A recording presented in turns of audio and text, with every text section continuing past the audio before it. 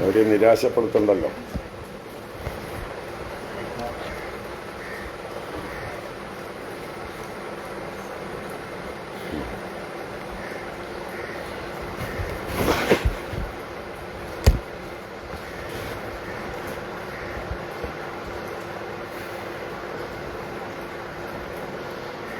ഓം സദാശിവസമാരംഭാം ശങ്കരാചാര്യമധ്യമാം അസ്മദാചാര്യപര്യന്താം വന്ദേ ഗുരുപരമ്പരാം.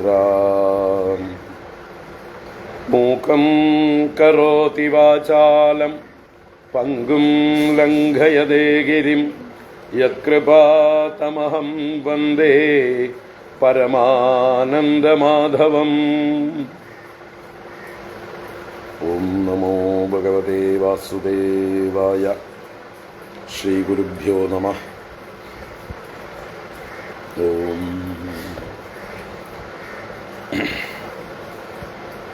അപ്പോൾ കഴിഞ്ഞ ശ്ലോകം 11-ാം ശ്ലോകത്തിൽ ദുഃഖിക്കേണ്ടാത്തവരെ കുറിച്ച് ദുഃഖിക്കുന്നു എന്ന് പറഞ്ഞു. എന്തുകൊണ്ട് അവർ ദുഃഖിക്കേണ്ടാത്തവർ എന്ന് ശങ്കരാചാര്യർ ചോദ്യം ചോദിച്ചുകൊണ്ട് അതിനുത്തരമാണ് ഭഗവാൻ പറയുന്നത്. അതാണ് കുതഹ തേ അശോച്യാഹ യതോ നിത്യാഹ. അവർ നിത്യന്മാരാണ്. നിത്യന്മാരെങ്ങനെയാണ് മരിക്കുക? നിത്യന്മാർ മരിക്കുന്നു എന്ന് പറഞ്ഞിട്ടുള്ളതാണല്ലോ ഇയാളുടെ ദുഃഖം, അല്ലേ? ആരുടെ? അർജുനന്റെ ദുഃഖം. അതൊട്ടും ശരിയല്ല എന്ന് പറയാൻ നത്വേവാഹം ജാതു നാസം നത്വം മേ മേ ജനാധിപാഃ ന ചൈവ ന ഭവിഷ്യാമഃ സർവേ വയമദഃ പരം. ഭഗവാൻ പറയാണ്, നതു ഏവ അഹം ജാതു ന ആസം. ഒരു സ്റ്റേറ്റ്മെന്റാണ്. അഹം എന്ന് പറഞ്ഞാൽ ഞാൻ. നതു ജാതു ന ആസം. ന ആസം എന്ന് പറഞ്ഞാൽ, ആസം എന്ന് പറഞ്ഞാൽ അസ് എന്നുള്ള ധാതു, അസ്ഥി എന്ന് പ്രസന്റ് ടെൻസ്, ഭവിക്കുന്നു, ഉണ്ടായിരിക്കുന്നു എന്നുള്ളതാണ് അസ്ഥി. അതിൻ്റെ പാസ്റ്റ് ടെൻസാണ് ആസീദ് എന്ന്. വേറൊരാളെ കുറിച്ച് പറയുമ്പോൾ, തേർഡ് പേഴ്സണെ കുറിച്ച് പറയുമ്പോൾ ആസീദ്. രാമഃ ആസീദ്, രാമൻ ഉണ്ടായിരുന്നു. ഞാനുണ്ടായിരുന്നു എന്ന് എങ്ങനെ പറയുക? ആസീദ് എന്നല്ല, അഹം ആസീദ് അല്ല, അഹം ആസം, രൂപാന്തരമാണ്. ഞാൻ ഉണ്ടായിരുന്നു. അപ്പൊ അഹം ആസം എന്ന് പറഞ്ഞാൽ ഞാൻ ഉണ്ടായിരുന്നു. ഇവിടെ 2 നാ പറഞ്ഞിട്ടുണ്ട്. നാ ന. അപ്പൊ ഞാൻ ഉണ്ടായിരുന്നില്ല എന്ന് ഇല്ല എന്നാണ് അർത്ഥം. അഹം ന ആസം ഇതി നതുയേവ. അഹം ന ആസം ഇതി നതുയേവ. ഞാൻ ഇല്ലായിരുന്നു എന്ന് ഇല്ലേ ഇല്ല, ഉണ്ടായിട്ടേ ഇല്ല എന്ന് പറഞ്ഞാലോ, I ever was, I never, എന്താ പറയുക, ഐ നെവർ, എന്താ, ബീയിങ് എക്സിസ്റ്റഡ് എന്നുള്ള അതിനെ നിഷേധിക്കുന്നില്ല. ഞാൻ എപ്പോഴും ഉണ്ടായിരുന്നു എന്നുള്ളതാണ്. അപ്പോൾ അഹം ജാതു ന ആസമിതി നയേവ. ജാതു എന്ന് പറഞ്ഞാൽ ഒരിക്കലും എന്നാണ്. ജാതു എന്നുള്ളത് ഒരിക്കലും എന്നുള്ളൊരു അവ്യയ ശബ്ദമാണ്. പിന്നെ പറഞ്ഞു നതു നത്വം ന ഇമേ ജനാധിപാഹ. നത്വം, അർജുനെ നോക്കി പറയണ നീയും. അവിടെ ന ആസെന്നല്ല പറയുക, ന ആസീഹി എന്ന് പറയണം. ത്വം പറയുമ്പോൾ അവിടെ ശങ്കരാചാര്യ ഭാഷ്യത്തിൽ പറയേണ്ടത് ന ആസീഹി, നീ ഇല്ലായിരുന്നു എന്ന് നതു, ഉണ്ടായിട്ടില്ല. അപ്പൊ നീയും എപ്പോഴും ഉണ്ടായിരുന്നു. ന ഇമേ ജനാധിപാഹ. ഇമേ എന്ന് പറഞ്ഞാൽ ഇവർ, ഈ ജനാധിപന്മാർ, ഈ രാജാക്കന്മാർ, അവരും ന ഇതി നതുയേവ. അപ്പോ ആസൻ എന്ന് പറയാ ബഹുവചനം. ജനാധിപാഹ ന ആസൻ ഇതി നതുയേവ. ജനാധിപന്മാർ ഇല്ലായിരുന്നു എന്നും ഇല്ല തന്നെ. അപ്പൊ ഞാൻ എല്ലാ കാലത്തും ഉണ്ടായിരുന്നു, നീയും എല്ലാ കാലത്തും പാസ്റ്റിൽ ഉണ്ടായിരുന്നു ഈ രാജാക്കന്മാരും പാസ്റ്റിൽ എല്ലാ കാലത്തും ഉണ്ടായിരുന്നു. ഇതിവിടെ പാസ്റ്റ് ടെൻസ് ആണ് പറയുന്നത്. വർത്തമാനത്തെക്കുറിച്ച് പറയേണ്ട ആവശ്യമില്ല, കാരണം എവിഡന്റ് ആണ്, അല്ലേ? പ്രത്യക്ഷമാണ്. നീയുണ്ട്, ഞാനുണ്ട്, സമ്മതമല്ലേ? സമ്മതമില്ലായ്മയില്ല. അതുകൊണ്ടാണല്ലോ വിഷമം, ഉള്ളതാണല്ലോ വിഷമം, അല്ലേ? അപ്പോൾ നീയുണ്ട്, ഞാനുണ്ട്, ഈ രാജാക്കന്മാരൊക്കെ ഉണ്ട് എന്നുള്ളത് നിനക്കിപ്പോൾ അനുഭവമാണ്. അവരുടെ പൂർവ്വം നിനക്കറിയില്ല, പക്ഷെ എനിക്കറിയാം. അതുകൊണ്ട് ഞാൻ പറയുന്നു, അവരെല്ലാം മുമ്പുണ്ടായിരുന്നു, നീയും മുമ്പുണ്ടായിരുന്നു, ഞാനും മുമ്പുണ്ടായിരുന്നു. ഇനി പറയുന്നു ഭവിഷ്യത്ത്, ഭാവി, ഫ്യൂച്ചർ. ന ചൈവ ന ഭവിഷ്യാമഹ സർവേ വയം അതഃ പരം. അതഃ പരം, അതഃ എന്ന് പറഞ്ഞാൽ ഇതിൽ നിന്ന് എന്നാണ്, ഇപ്പോൾ ഉള്ളതിൽ നിന്ന്. അടുത്ത നിമിഷം മുതൽ അതഃ പരമാണ്. അടുത്ത സെക്കൻഡ് മുഴുവൻ ഈ പറഞ്ഞു തീർന്നു കഴിഞ്ഞാൽ നെക്സ്റ്റ് സെക്കൻഡ് മുതൽ അതഃ പരമാണ്. അപ്പോൾ from next second onwards in the future എന്നർത്ഥം. അതഃ പരം സർവേ വയം, നമ്മളെല്ലാവരും, വയം എന്ന് പറഞ്ഞാൽ നമ്മൾ എന്നാണ്, നമ്മളെല്ലാവരും തന്നെ ന ഭവിഷ്യാമഹ ഇതി ന ചൈവ, ന ഭവിഷ്യാമഹ ഇതി ന ചൈവ, നമ്മൾ ഭവിക്കില്ല എന്നത് ഇല്ല തന്നെ. അപ്പോൾ രണ്ട് നെഗറ്റീവ് ചേർന്നാൽ എന്തായി? ഒരു പോസിറ്റീവായി. അങ്ങനെ എല്ലായിടത്തും രണ്ട് നെഗറ്റീവാണ് ഉപയോഗിച്ചിരിക്കുന്നത്. എന്തിനു വേണ്ടി? അസേർട്ട് ചെയ്യാൻ വേണ്ടി, പോസിറ്റീവാണെന്ന് പറയാൻ വേണ്ടിയിട്ടാണ്. അപ്പം നമ്മൾ ഇല്ലായിരുന്നു എന്നുള്ളത് ഇല്ല, ഇനി ഇല്ലാതാകും എന്നുള്ള വിഷയത്തെക്കുറിച്ചും ഇല്ല. ഇതാണ് പാണ്ഡിത്യം, ഇതാണ് പണ്ഡിതന്മാരുടെ അഭിപ്രായം. കാരണം അവർക്ക് ഉള്ളതിനെക്കുറിച്ച് അറിയാം. ജാതു എന്ന് പറഞ്ഞാൽ ഒരിക്കലും, ന ജാതു എന്ന് പറഞ്ഞാൽ ഒരിക്കലും ഇല്ല. അപ്പോ ഭഗവാന്റെ കാര്യം മാത്രമല്ല ഭഗവാൻ പറയണത്. ഞാൻ മുമ്പില്ലാതിരുന്നിട്ടില്ല, ഭാവിയിൽ ഇല്ലാതാവുകയും ചെയ്യുമെന്നല്ല. ഭഗവാന്റെ കാര്യം മാത്രമല്ല പറഞ്ഞത്, ഭഗവാൻ നമ്മളെ എല്ലാവരെയും കൂടെ കൂട്ടി. അതിൻ്റെ അർത്ഥം നമ്മളുമൊക്കെ ഭഗവാന്റെ അതേ സ്വരൂപമാണ്. നമ്മൾക്കും ഭഗവാന്റെ സ്വരൂപം തന്നെയാണുള്ളത്, അതേ ലക്ഷണം തന്നെയാണുള്ളത്. പക്ഷേ നമുക്ക് അറിവില്ല, ഭഗവാന് അറിവുണ്ട്. നമ്മുടെ അറിവ് മറഞ്ഞു കിടക്കുന്നു, ഭഗവാന്റെ അറിവ് തുറന്നിരിക്കുന്നു. അതുകൊണ്ടാണ് ഭഗവാനെ അച്യുതൻ എന്ന് വിളിക്കുന്നത്. അച്യുതൻ എന്നാൽ സ്വരൂപ വിസ്മൃതി ഇല്ലാത്തവൻ എന്നാണ്. നച്യവതേ സ്വരൂപാത്, സ്വരൂപത്തിൽ നിന്ന് നച്യവതേ. ച്യവതേ എന്ന് പറഞ്ഞാൽ ച്യുതി സംഭവിക്കുക, പതിക്കുക, വിസ്മരിക്കുക, ആത്മവിസ്മൃതി ഉണ്ടാവുക. അതാർക്കില്ല? ഭഗവാനില്ല. ആത്മാവിനെ കുറിച്ചിട്ടുള്ള ബോധം എപ്പോഴും ഉള്ളവനാണ് അച്യുതൻ. നമ്മളോ? നമ്മൾ പതിച്ചവരാണ്, ച്യുതന്മാരാണ്. എവിടേക്ക് പതിച്ചു? ദേഹ അഭിമാനത്തിലേക്ക് പതിച്ചു, ഒരു പൊട്ട കിണറ്റിലേക്ക് വീണു. ഇനിയിപ്പോൾ ഇവിടുന്ന് കര കയറണം. അതിനെന്താ ചെയ്യുക? കരയിൽ നിൽക്കുന്ന ആളുടെ കൈപിടിച്ച് കയറുക. ആരാ കരയിൽ നിൽക്കുന്നത്? ഭഗവാൻ. ഭഗവാനും ഭഗവാനെ പോലെയുള്ള മഹാത്മാക്കളും വ്യാസാദികളും ഒക്കെ കരയിൽ നിൽക്കുന്നവരാണ്. അവരാണ് നമ്മളെ കരയിൽ പിടിച്ച് കയറ്റുന്നത്, കരയ്ക്ക് കൈപിടിച്ച് കയറ്റുന്നത്. നമ്മളിപ്പോൾ പെട്ടുപോയി, എങ്ങനെയോ അഭിമാനം വന്നുപോയി. എപ്പോൾ തുടങ്ങിയെന്നൊന്നും നമുക്ക് അറിയില്ല, അല്ലേ? നമ്മൾ സ്വപ്നത്തിൽ എപ്പോഴാണ് സ്വപ്നം തുടങ്ങിയത് എന്ന് അറിയാൻ പറ്റുമോ? ഉറങ്ങാൻ കിടക്കുമ്പോൾ നമ്മൾ വാച്ചൊക്കെ നോക്കിയിട്ടാണ് കിടന്നത്. ഉറങ്ങാനായിട്ട് ഉറക്കത്തിലേക്ക് പതുക്കെ മയങ്ങിക്കഴിഞ്ഞാൽ സ്വപ്നം എപ്പോൾ ആരംഭിക്കുന്നു എന്ന് നമുക്ക് ഉണർന്നാലും പറയാൻ പറ്റില്ല. ഏകദേശം അനുമാനിക്കാന്നേ ഉള്ളൂ. ഞാൻ 10 മണിക്ക് കിടന്നു, 10:15 ഞാൻ ഞെട്ടി ഉണർന്നു സ്വപ്നം കണ്ടിട്ട്. അപ്പോൾ ഞാൻ ഊഹിക്കുകയാണ് 10നും 10:15 ഇടയ്ക്കാണ് ഞാൻ സ്വപ്നം കാണാൻ തുടങ്ങിയത്. ഇത്രയൊക്കെ പറയാൻ പറ്റുള്ളൂ. പക്ഷെ വാസ്തവത്തിൽ സ്വപ്നം എന്നുള്ളത് ഏതാനും സെക്കൻഡുകളേ ഉള്ളൂ. ഇത്രേ നമ്മൾ എത്രയോ വർഷങ്ങളുടെ സ്വപ്നം കാണാൻ, എത്രയോ നീണ്ട വർഷങ്ങളുടെ സ്വപ്നങ്ങൾ നമ്മൾ കാണുന്നത് സെക്കൻഡുകൾ കൊണ്ടാണ്. അപ്പോൾ അവിടെ മൈൻഡിൽ ഏതാനും സെക്കൻഡുകളെ ഏതാനും വർഷങ്ങളായിട്ട് പ്രൊജക്റ്റ് ചെയ്യാനുള്ള കഴിവുണ്ട്. അതാണ് നമ്മുടെ മനസ്സിൻ്റെ ഒരു അത്ഭുത ശക്തി. അപ്പോൾ നമ്മൾ സ്വപ്നം കണ്ടുകൊണ്ടിരിക്കുമ്പോൾ എന്തറിയുന്നില്ല, എപ്പോഴാണ് ഞാൻ സ്വപ്നത്തിലേക്ക് പ്രവേശിച്ചത് എന്ന് അറിയില്ല. അറിയോ? ഉറങ്ങുമ്പോഴും അറിയില്ല. ഉറക്കത്തിലും നമുക്കറിയാൻ പറ്റുമോ ഞാൻ എപ്പോഴാണ് ഉറങ്ങിപ്പോയതെന്ന്? കൃത്യമായിട്ട് ഉണർന്ന് എഴുന്നേറ്റാലും പറയാൻ പറ്റില്ല. നമ്മൾ പലപ്പോഴും ചില പാട്ടൊക്കെ വെച്ചിട്ട് ഇങ്ങനെ കേട്ടോണ്ട് കിടക്കാറുണ്ട്. അത് പാട്ട് കഴിയുമ്പോൾ അത് നിന്നു പോകുന്നേ ഉള്ളൂ, അല്ലേ? നമ്മൾ അറിഞ്ഞിട്ടില്ല. നമ്മൾ ആദ്യത്തെ 2 ലൈൻ കേട്ടു, പിന്നെ എപ്പോഴാണ് ഉറങ്ങിപ്പോയി എന്ന് ഏതുവരെ കേട്ടു എന്ന് ചോദിച്ചാൽ പോലും അറിയില്ല. നമ്മൾ മയങ്ങിപ്പോയി. അപ്പോൾ അതാണ് നമ്മുടെ അനുഭവം. പണ്ടൊക്കെ ആയിരുന്നെങ്കിൽ ഈ ഡിങ് ഡോങ് ക്ലോക്ക് ഉണ്ടായിരുന്നു, അല്ലേ, വീടുകളിൽ. അത് 12 മണി അടിക്കും, 11 മണി അടിക്കും. അതൊക്കെ അത്രയും സംഖ്യ എണ്ണി അടിക്കും. ഉണർന്ന് കിടക്കുകയാണെങ്കിൽ അത് കേൾക്കാം. ഉറങ്ങിക്കഴിഞ്ഞാൽ അത് കേൾക്കാറില്ല നമ്മൾ. അതും അറിയില്ല നമുക്ക് എപ്പോഴാണ് ഉറങ്ങിയത് എന്ന്. അപ്പോൾ പറഞ്ഞു വന്നത്, നമ്മൾ ഉറക്കത്തിൽ അജ്ഞാനത്തിലാണ്. അജ്ഞാനത്തിൽ നമുക്ക് എപ്പോഴാണ് ഉറങ്ങിയത് എന്നുള്ള അവയർനെസ് ഇല്ല. സ്വപ്നത്തിലും നമ്മൾ അജ്ഞാനത്തിലും ഒരു ആവരണത്തിലുമാണ്, മറ്റൊരു ലോകത്താണ്.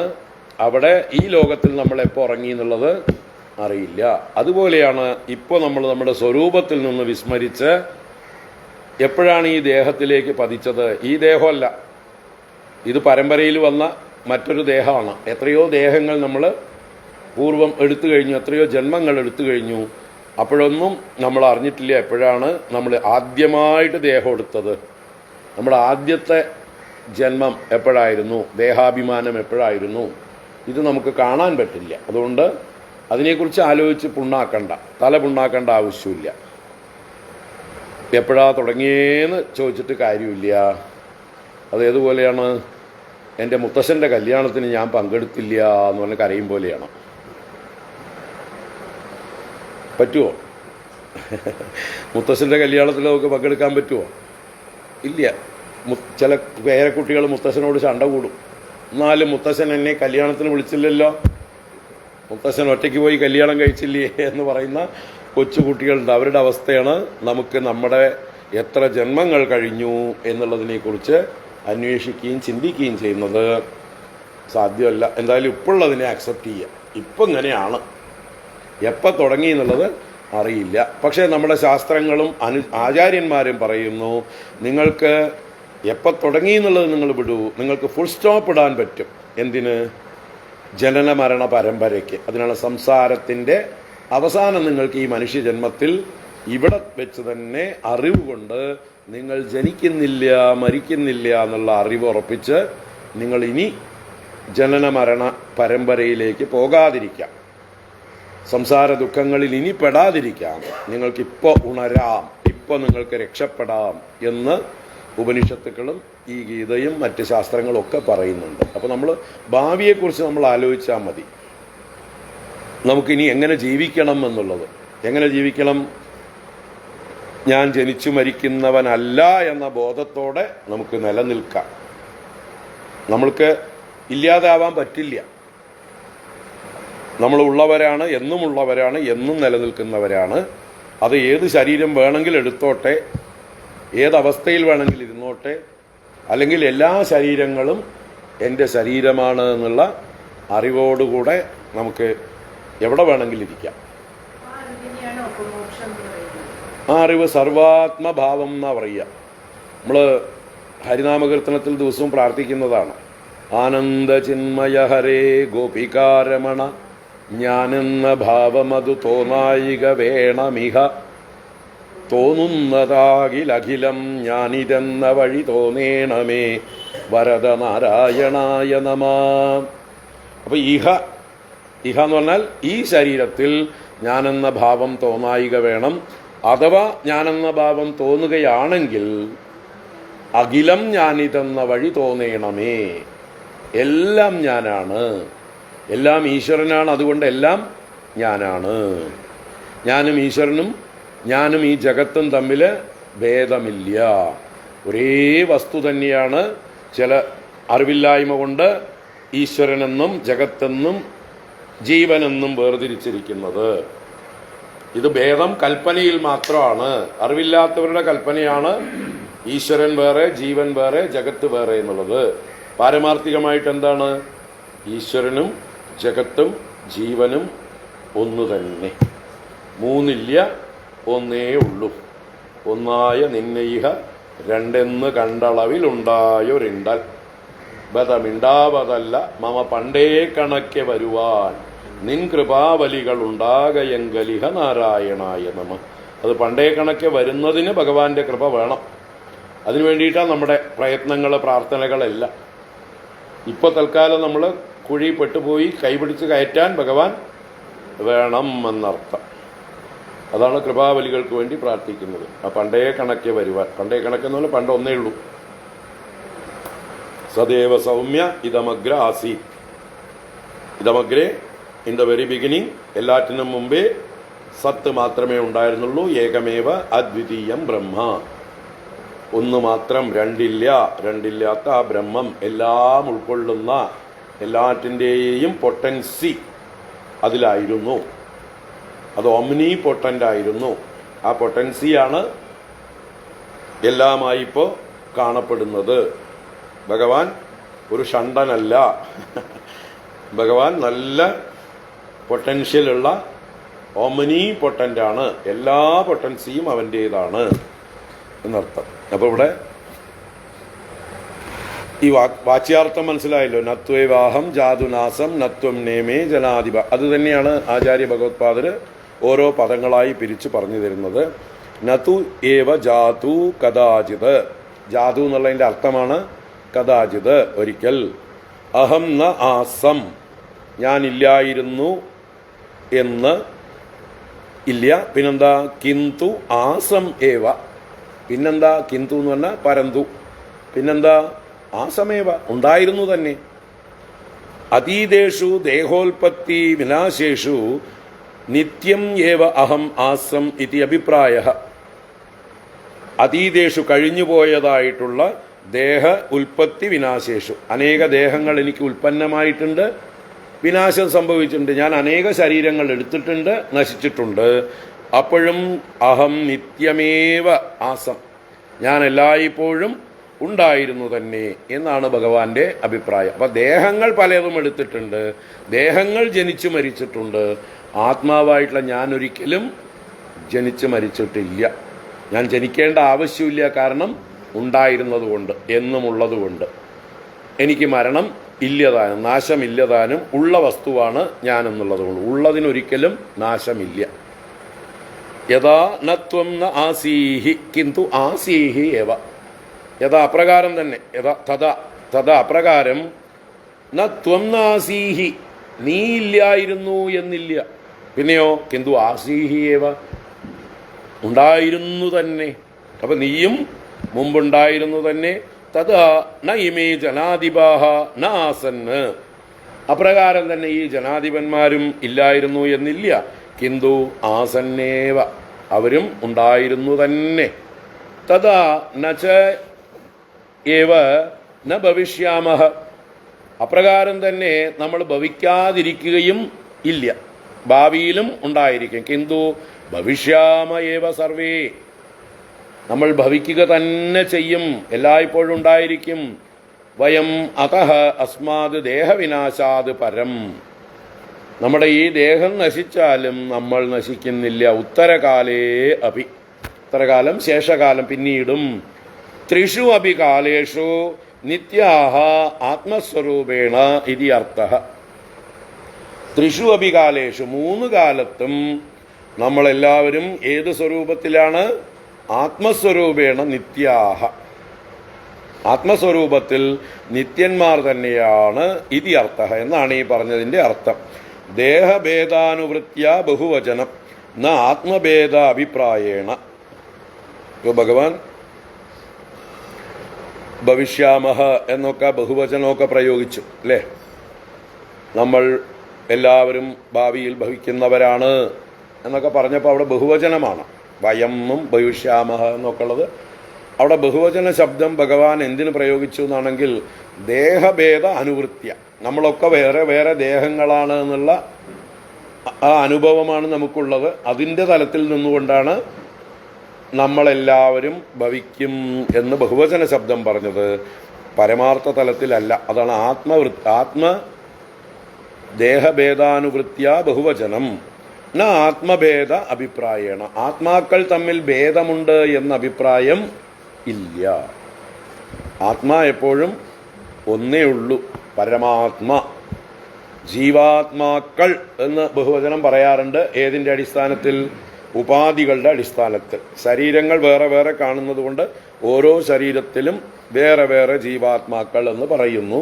യഥാർത്ഥത്തിൽ എല്ലാ ജീവാത്മാക്കളുടെയും പൊതുവായ അസ്തിത്വം പരമാത്മാവിലാണ്. ആഭരണങ്ങൾ ഉണ്ട്, സ്വർണങ്ങൾ ഉണ്ടോ? എത്ര ആഭരണം ഉണ്ടാക്കിയാലും ആരും സ്വർണങ്ങൾ എന്ന് പറയാറില്ല, അല്ലേ? പ്രയോഗമുണ്ടോ? ഗോൾഡ്സ്, ഓൺലി ഗോൾഡ്, അല്ലേ? നിത്യ ഏകവചനമാണ് ഗോൾഡ്.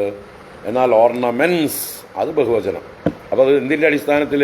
രൂപ പ്രയോജന ഭേദങ്ങൾക്കനുസരിച്ച് പേര് കൊടുത്തിരിക്കണം, അല്ലേ? മാലകൾ, വളകൾ, കമ്മലുകൾ എന്ന് വേറെ വേറെ വേറെ തിരിക്കുന്നു. അത് അതിൻ്റെ രൂപത്തിനും അതിൻ്റെ ഉപയോഗത്തിനും അനുസരിച്ച് പേരിട്ടിരിക്കുന്നതാണ്. യഥാർത്ഥത്തിൽ അതിലുള്ള സ്വർണത്തിന് ഭേദമുണ്ടോ? സ്വർണം ഏകം. അപ്പം ഏകമായ സ്വർണം വിവിധങ്ങളായ ആഭരണ രൂപത്തിൽ കാണപ്പെടുന്നു. അപ്പോൾ നമ്മൾ ആഭരണങ്ങൾ എന്ന് പറയും പോലെയാണ് ജീവാത്മാക്കൾ. സ്വർണം ഒന്നേ ഉള്ളൂ എന്ന് പറയും പോലെയാണ് പരമാത്മാ ഏകം. ഒരേ വസ്തു, ഒരേ സ്രോതസ്, പലതില്ല. അപ്പോൾ പരമാത്മാവ് തന്നെയാണ് ഇപ്പോൾ ഇവിടെ വിവിധ ആഭരണങ്ങളായിട്ടിരിക്കുന്നത്. പരമാത്മാവ് സ്വർണം നമ്മുടെയൊക്കെ രൂപത്തിൽ വിവിധ ആഭരണങ്ങളായിട്ടിരിക്കുന്നു. നമ്മൾ തമ്മിൽ മത്സരിക്കേണ്ട വല്ല കാര്യമുണ്ടോ? നമ്മൾ തമ്മിൽ വല്ല പ്രശ്നമുണ്ടോ?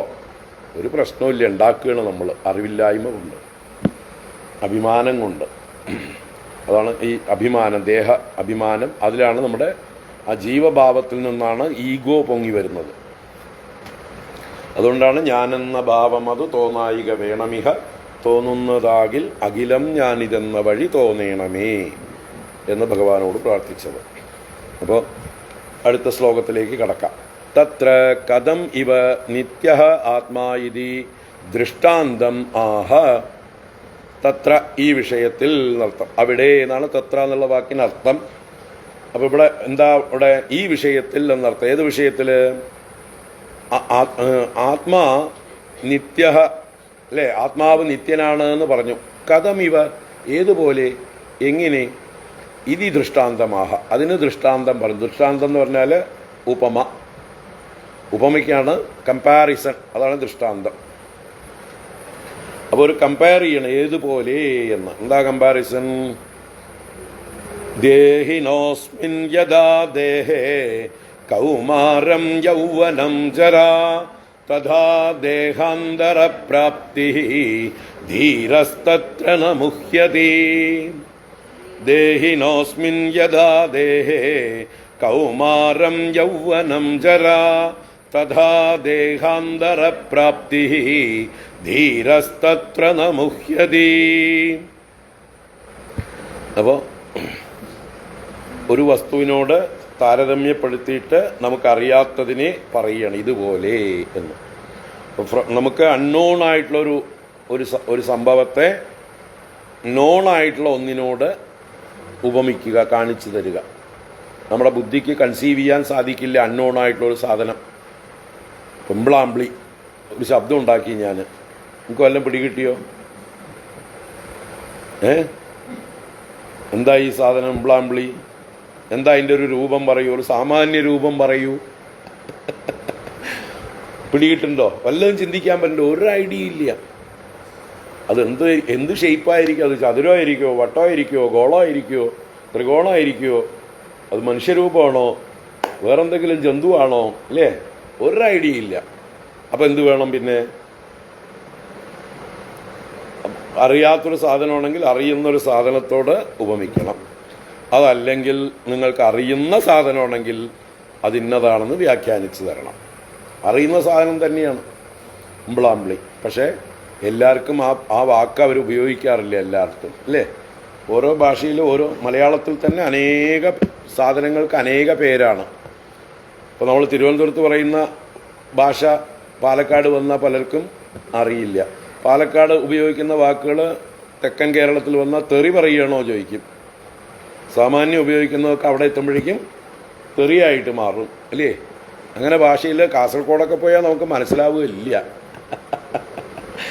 ഒട്ടും പിടികിട്ടില്ല. അപ്പോൾ അതുപോലെ ഒരു പ്രയോഗമാണ് ഈ ഇംബ്ലാംബ്ലി എന്നുള്ളത്. നിങ്ങൾ ഊഹിച്ചുകൊണ്ടിരിക്കണം എന്തായിരിക്കും ഒരു പിടിയും കിട്ടുന്നില്ല അല്ലേ? നമ്മുടെ വാഴയുടെ കൊലയുടെ അറ്റത്ത് വരുന്ന പൂവില്ലേ, മാണി എന്നൊക്കെ പറയില്ലേ, എന്തായാലും ഇവിടെ പറയുക കൊടപ്പന് ഒരു ദേശത്ത് പറയുന്ന പേരാണത്. ഇപ്പോൾ പിടി കിട്ടിയോ? അറിയാത്ത സാധനത്തിനെ പരിചയപ്പെടുത്തി. അതുപോലെ ചില ദൃഷ്ടാന്തങ്ങൾ, നമ്മൾ കണ്ടിട്ടില്ലാത്ത വസ്തുക്കളെ കണ്ടതിൻ്റെ വെളിച്ചത്തിൽ, ഫ്രം നോൺ ടു അൺനോൺ, ആ ഒരു കണക്ഷനാണ്, ബ്രിഡ്ജിങ് ആണ്. അതാണ് ഇവിടെ ദൃഷ്ടാന്തം എന്ന് പറഞ്ഞത്. അങ്ങനൊരു ദൃഷ്ടാന്തം. അപ്പോൾ എങ്ങനെയാണ് ചിന്തിക്കേണ്ടത്? ദേഹിനഃ അസ്മിൻ യഥാ ദേഹേ കൗമാരം യൗവനം ജരാ തഥാ ദേഹാന്തരപ്രാപ്തി ധീരഃ തത്ര ന മുഹ്യതി. ഇവിടെ നമുക്ക് പാരമാർത്ഥിക സത്യം അറിയില്ല. നമുക്കറിയാവുന്നത് വ്യാവഹാരികം, ട്രാൻസാക്ഷണൽ റിയാലിറ്റി എന്ന് പറയുന്ന നമ്മളിപ്പോൾ ഇടപെട്ടുകൊണ്ടിരിക്കുന്ന റിയാലിറ്റി. ഇതിൻ്റെ അപ്പുറത്താണ് എന്ത്? അബ്സല്യൂട്ട് റിയാലിറ്റി ആണ് പാരമാർത്ഥിക സത്യം എന്ന് പറയുന്നത്. പാരമാർത്ഥിക സത്യം എന്താണ്? ആത്മാ നിത്യ. പക്ഷെ അത് അറിയണ്ടോ? ഇല്ല. അപ്പോൾ പിന്നെന്താ? പിടിച്ചോളൂ, വ്യാവഹാരികമായിട്ടുള്ളൊരു ദൃഷ്ടാന്തം, അതിൻ്റെ വെളിച്ചത്തിൽ നിങ്ങൾക്ക് പാരമാർത്ഥികമായിട്ടുള്ള അതിനെ കണക്ട് ചെയ്യാം. അതാണ് ദേഹിനഃ അസ്മിൻ ദേഹേ യഥാ കൗമാരം യൗവനം ജര. ദേഹിനഃ എന്ന് പറയുമ്പോൾ ദേഹിക്ക് എന്നാണ് അർത്ഥം. ദേഹി എന്ന് പറഞ്ഞാൽ ആരാണ്? ദേഹത്തിൻ്റെ ഉടമസ്ഥൻ. ദേഹം അസ്യ അസ്തീതി ദേഹി. അവന് സ്വന്തമായിട്ടൊരു ദേഹമുണ്ട്. അതുകൊണ്ടാണ് അവനെ എന്ത് വിളിക്കുന്നത്? ദേഹി എന്ന് വിളിക്കുന്നത്. ദേഹമല്ല ദേഹി എന്ന് വന്നു. അപ്പോൾ എനിക്കൊരു ഷർട്ടുണ്ട് എന്ന് പറഞ്ഞാൽ ഞാൻ ഷർട്ടാവുമോ? എനിക്കൊരു വീടുണ്ട്, ഞാൻ വീടല്ലല്ലോ. എനിക്കൊരു കാറുണ്ട്, ഞാൻ കാറാണോ? അല്ല, എൻ്റെ എന്നേ പറയുള്ളൂ നമ്മൾ, അല്ലേ? എൻ്റെ കാറ്, എൻ്റെ വീട്, എൻ്റെ ഷർട്ട്, എൻ്റെ ഭാര്യ, എൻ്റെ മക്കള്, എൻ്റെ ഭർത്താവ്, എൻ്റെ എൻ്റെ എൻ്റെ. അപ്പം എൻ്റേതൊന്നും ആരല്ല? ഞാനല്ല. എൻ്റെ വേറെ, ഞാൻ വേറെ. എന്നിൽ നിന്ന് അന്യമായിട്ടുള്ളൊരു വസ്തുവിനെയാണ് ഞാൻ എൻ്റെ എന്ന് പറയുന്നത്. പൊസസ് ചെയ്യണം, ഓൺ ചെയ്യണം. ദേഹിനഃ അല്ല, ഇത് ദേഹിനഃ എന്നുള്ളത് ഷഷ്ടി വിഭക്തിയാണ്. ഷഷ്ടി ഏകവചനം ദേഹിനഃ, മറ്റത് ബഹുവചനത്തിലും ദേഹിനഃ എന്ന് തന്നെയാണ്. അത്യാവശ്യം അറിയാം സംസ്കൃതം അല്ലേ? അതാണ് കൺഫ്യൂഷൻ. ഒന്നും അറിയാത്തവർക്ക് പ്രശ്നമില്ല. അപ്പോൾ ദേഹിൻ എന്നുള്ള ശബ്ദമാണ്, നകാരാന്ത പുല്ലിംഗ ശബ്ദമാണ് ദേഹിന്. നമ്മളെ ദിവസവും ചൊല്ലുന്ന വനമാലി ഗതി ശാർഗി ശങ്കി ചക്രീ ച നന്ദകി, അത് എന്താണ്? ഒക്കെ നകാരാന്ത ശബ്ദങ്ങളാണ്. വനമാലിന്, ഗതിന്, ശാർഗിന്, ചക്രിന് നകാരാന്ത ശബ്ദങ്ങളാണ്. അതിനെ നമ്മൾ ഏകവചനത്തിൽ ആക്കുമ്പോഴാണ്, പ്രഥമയിലാക്കുമ്പോഴാണ് വനമാലി ഗതി ശാർഗി എന്നൊക്കെ ആയി മാറാം. നകാരം പോവുകയാണ്. പിന്നെ അതിൻ്റെ മറ്റ് പ്രയോഗങ്ങളിലൊക്കെ നകാരം വരും. വനമാലിക്ക് എന്ന് പറയണമെങ്കിൽ വനമാലിനഃ. വനമാലികൾ എന്ന് ബഹുവചനം പറയുമ്പോഴോ അവിടെയും പ്രഥമയിലും വനമാലിനഃ എന്ന് തന്നെ വരുന്നത്.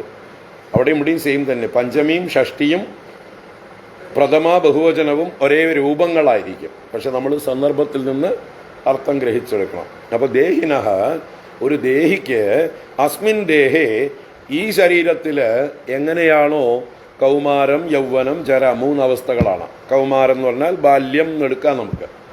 യൗവനം എന്ന് പറയുമ്പോൾ മധ്യവയസ്സ്. ജര എന്ന് പറയുമ്പോൾ വാർദ്ധക്യാവസ്ഥ.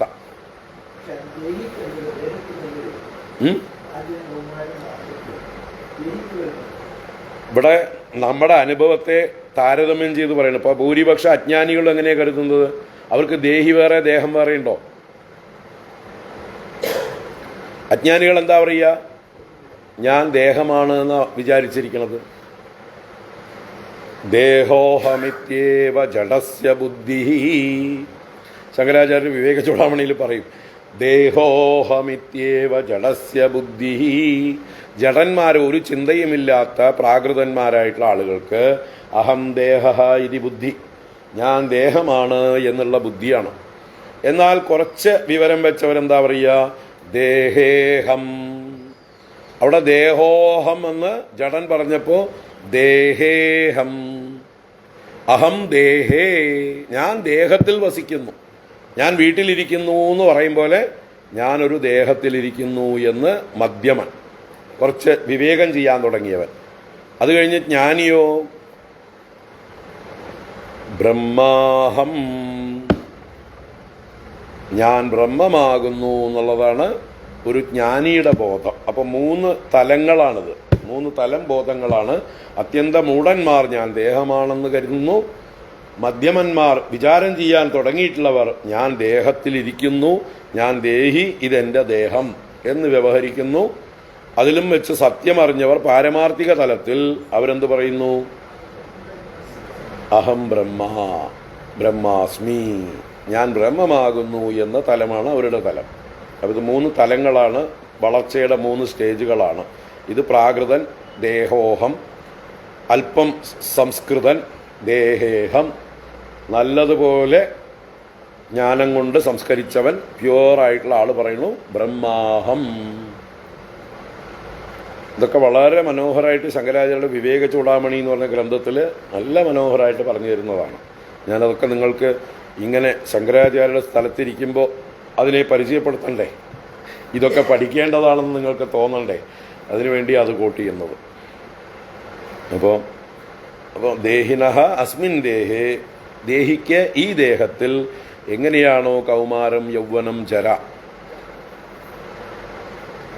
തഥാ ദേഹാന്തരപ്രാപ്തി, അപ്രകാരം തന്നെയാണ് ദേഹ അന്തരം. അന്തരം എന്ന് പറഞ്ഞാൽ വേറൊന്ന്, വേറൊരു ദേഹത്തെ പ്രാപിക്കുന്നതും എന്ന്. ധീരഃ തത്ര ന മുഹ്യതി, തത്ര ഈ വിഷയത്തിൽ ധീരഃ ന മുഹ്യതി, ധീരന്മാർ മോഹിക്കുന്നില്ല. ഇവിടെ ധീരന്മാരെന്ന് പറഞ്ഞാൽ അഡ്വഞ്ചറസ് എന്നുള്ള അർത്ഥത്തിലല്ല, സാഹസം കാണിക്കുന്നവർ, ശക്തിയുള്ളവർ എന്നുള്ള അർത്ഥത്തിലല്ല. ധീ എന്നാൽ ബുദ്ധിയാണ്, ബുദ്ധിയെ വേണ്ട വിധം ഉപയോഗിക്കുന്നവരാണ് ധീരന്മാർ. ധിയാം രമതേ, ബുദ്ധിയിൽ രമിക്കുന്നവർ ധീരന്മാർ. ധിയം രാതി ഇതി ധീരഃ, ബുദ്ധിയെ വേണ്ട പോലെ പ്രയോജനപ്പെടുത്തുന്നവർ, മറ്റുള്ളവർക്ക് ജ്ഞാനത്തെ പകർന്നു കൊടുക്കുന്നവർ എന്നൊക്കെ അർത്ഥമാണ് ധീരശബ്ദത്തിന്. അപ്പൊ ജ്ഞാനവുമായിട്ട് ബന്ധപ്പെട്ടതാണ് ധീരശബ്ദം, ബുദ്ധിയുമായിട്ട് ബന്ധപ്പെട്ടതാണ് ധീരശബ്ദം. അല്ലാതെ നമ്മൾ മലയാളത്തിൽ സാധാരണ ഉപയോഗിക്കുന്ന അവൻ എന്താ പറയുക, ഒറ്റയ്ക്ക് അമാവാസി ദിവസം രാത്രി ഇന്ന വഴിയിലൂടെ നടന്നു, അവൻ ആള് ധീരനാണ്, അവൻ മന്ദബുദ്ധിയാണ്, വല്ല ആപത്തും സംഭവിച്ചാലോ, അല്ലേ? അവൻ വെളിച്ചവും കൊണ്ട് പോയിരുന്നെങ്കിൽ കുഴപ്പമില്ല. വെളിച്ചമില്ലാതെ ഇരുട്ടത്ത് നടക്കുന്നത് ധീരതയല്ല, അത് അല്പബുദ്ധിയാണ്, മന്ദബുദ്ധിയാണ്, സാഹസമാണ്, വിഡ്ഢിത്തരമാണ്. അപ്പം എന്തായാലും ഇവിടെ അപ്രകാരമാണ് ദേഹാന്തരപ്രാപ്തിയും എന്ന് പറയുന്നത്. ധീരന്മാർ അതിൽ മോഹിക്കുന്നില്ല, അവർക്കതിൽ ഭ്രമമില്ല, പ്രശ്നമില്ല. എന്ന് വെച്ചാൽ എന്താണ്, ഇവിടെ കൗമാരം യൗവനം ജര എന്നുള്ളത് നമ്മുടെ ശരീരത്തിലുണ്ടാവുന്ന മാറ്റങ്ങളാണ്. അസ്മിൻ ദേഹേ, നമ്മൾ ജനിക്കുമ്പോൾ എങ്ങനെയാണോ ജനിച്ചത്, അമ്മയുടെ വയറ്റിൽ നിന്ന് വരുമ്പോൾ 2.5 കിലോ 2.25 കിലോ തൂക്കേ ഉണ്ടായിരുന്നുള്ളൂ. വളരെ സോഫ്റ്റായിട്ടുള്ള ശരീരം, അല്ലേ? എങ്ങനെ വേണമെങ്കിൽ വളച്ചാൽ വളയും. എടുത്ത് മറ്റേ വയറ്റാട്ടി നമ്മളെ പുറത്തേക്ക് എടുത്തപ്പോൾ തന്നെ മുതുകത്ത് 4 അടിയൊക്കെ തന്നിട്ടാണ് എടുത്തിട്ടുണ്ടാവുക. അത് കഴിഞ്ഞ് കുളിപ്പിക്കൽ, തലകിഴായി പിടിച്ചിട്ടൊക്കെ കുളിപ്പിക്കും, അല്ലേ? ഇതൊക്കെ ചെയ്യും. വളരെ ഫ്ലെക്സിബിൾ ആയിരുന്നു ഒന്ന്. അത് കഴിഞ്ഞ് പതുക്കെ പതുക്കെ നഖം വലുതാവാൻ തുടങ്ങി, തലമുടി വലുതാവാൻ തുടങ്ങി, ശരീരത്തിന് നിറം മാറാൻ തുടങ്ങി, ബലം വയ്ക്കാൻ തുടങ്ങി. മറ്റത് ഒരു ഉറുമ്പ് കടിച്ചാൽ ദേഹം മുഴുവൻ ചുമക്കുമായിരുന്നു, അല്ലേ? ഇപ്പോൾ ഉറുമ്പൊക്കെ കടിച്ചാൽ കുറച്ച് വലുതായി കഴിഞ്ഞാൽ ആ ഭാഗം മാത്രമേ ചുമക്കുള്ളൂ. അപ്പോൾ അതിൽ ഹാർഡായി തുടങ്ങി, എല്ലാം എല്ല് ഹാർഡായി, മുടി നല്ല ബലം വെച്ചു, നല്ല കറുപ്പ് വെച്ചു. അങ്ങനെ ശരീരത്തിലെ എല്ലാ അവയവങ്ങളും പുഷ്ടി പ്രാപിച്ചു. അപ്പോൾ ഒരു 10 വയസ്സൊക്കെ ആകുമ്പോഴേക്കും ഒരു 20 കിലോ ആയി, അല്ലേ? 20 വയസ്സാകുമ്പോഴേക്കും ഒരു 50, 60, 70 കിലോ ആയി. നമ്മളെപ്പോലെയൊക്കെ 50 വയസ്സോ 60 വയസ്സോ ഒക്കെ ആകുമ്പോഴേക്കും ഒരു 100 കിലോ ഒക്കെ ആയി. അപ്പം വർദ്ധിച്ചു, ഉയരവും വെച്ചു, വണ്ണവും വെച്ചു. പിന്നെ തലമുടി, ഇതൊക്കെ മുമ്പ് ബലമുണ്ടായിരുന്നു, വയസ്സാവും തോറും കൊഴിഞ്ഞും പോയി. അപ്പോൾ ഇത് മുഴുവൻ മാറിക്കൊണ്ടേയിരിക്കുകയാണ്, എപ്പോഴും ചേഞ്ചിന് വിധ. അപ്പോൾ കൗമാരത്തിലെ ദേഹമേ അല്ല യൗവനത്തിലെ ദേഹം. കൗമാരത്തിൽ അതിമൃദുവായിരുന്ന ശരീരമെല്ലാം യൗവനത്തിൽ കുറേ ഹാർഡായി. അത് കഴിഞ്ഞ് വാർദ്ധക്യത്തിലേക്ക് വന്നപ്പോഴേക്കും അത് മുഴുവൻ ശുഷ്കിച്ചു, അതിൻ്റെ ഹാർഡ്നെസ് നഷ്ടപ്പെട്ടു. മൃദു എന്ന് പറയാനും പറ്റില്ല, ഇല്ലേ? ഒരു പരിപരുത്തതും അറപ്പുളവാക്കുന്നതും ഒക്കെ ആയിട്ടുള്ളൊരു ഇതായി മാറി. കുട്ടികളുടെ ശരീരം പോലെ അല്ലല്ലോ എല്ലാ വയസ്സായവരുടെയും. ചില വയസ്സായാലും നന്നായിരിക്കാറുണ്ട്, അല്ലേ? അത് അവരുടെ ജീവിത രീതിയും രക്ഷയൊക്കെ കൊണ്ട് ചിലപ്പോൾ നന്നായിട്ടിരിക്കും. എല്ലാവരുടെയും ഒരുപോലെ ഇരിക്കില്ല. അപ്പോൾ ജര എന്ന് പറയുന്ന അതാണ്. ജര എന്ന് പറഞ്ഞാൽ ജീർണിച്ച ശരീരമാണ് ജര, വാർദ്ധക്യം ബാധിച്ച ശരീരം.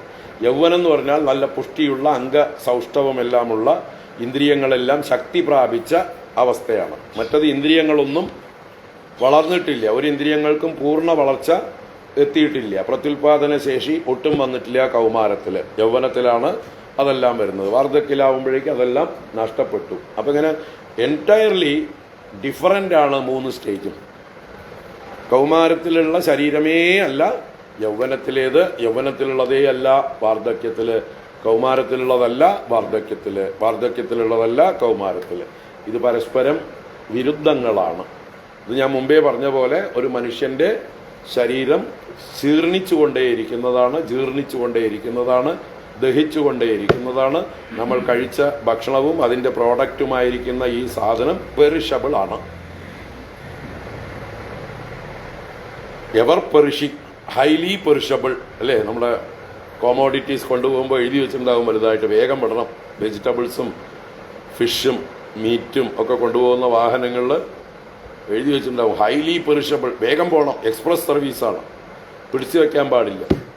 എന്നതുപോലെ നമ്മുടെ ശരീരവും അതുപോലെ പെറിഷബിളാണ്, മാറിക്കൊണ്ടേയിരിക്കണം, നശിച്ചുകൊണ്ടേയിരിക്കണം. അപ്പോൾ 7 വർഷം കഴിയുമ്പോൾ ഒരു മനുഷ്യ ശരീരത്തിൽ മുമ്പുണ്ടായിരുന്ന ഒരു സെല്ല് പോലും ഉണ്ടാവില്ല അത്രേ.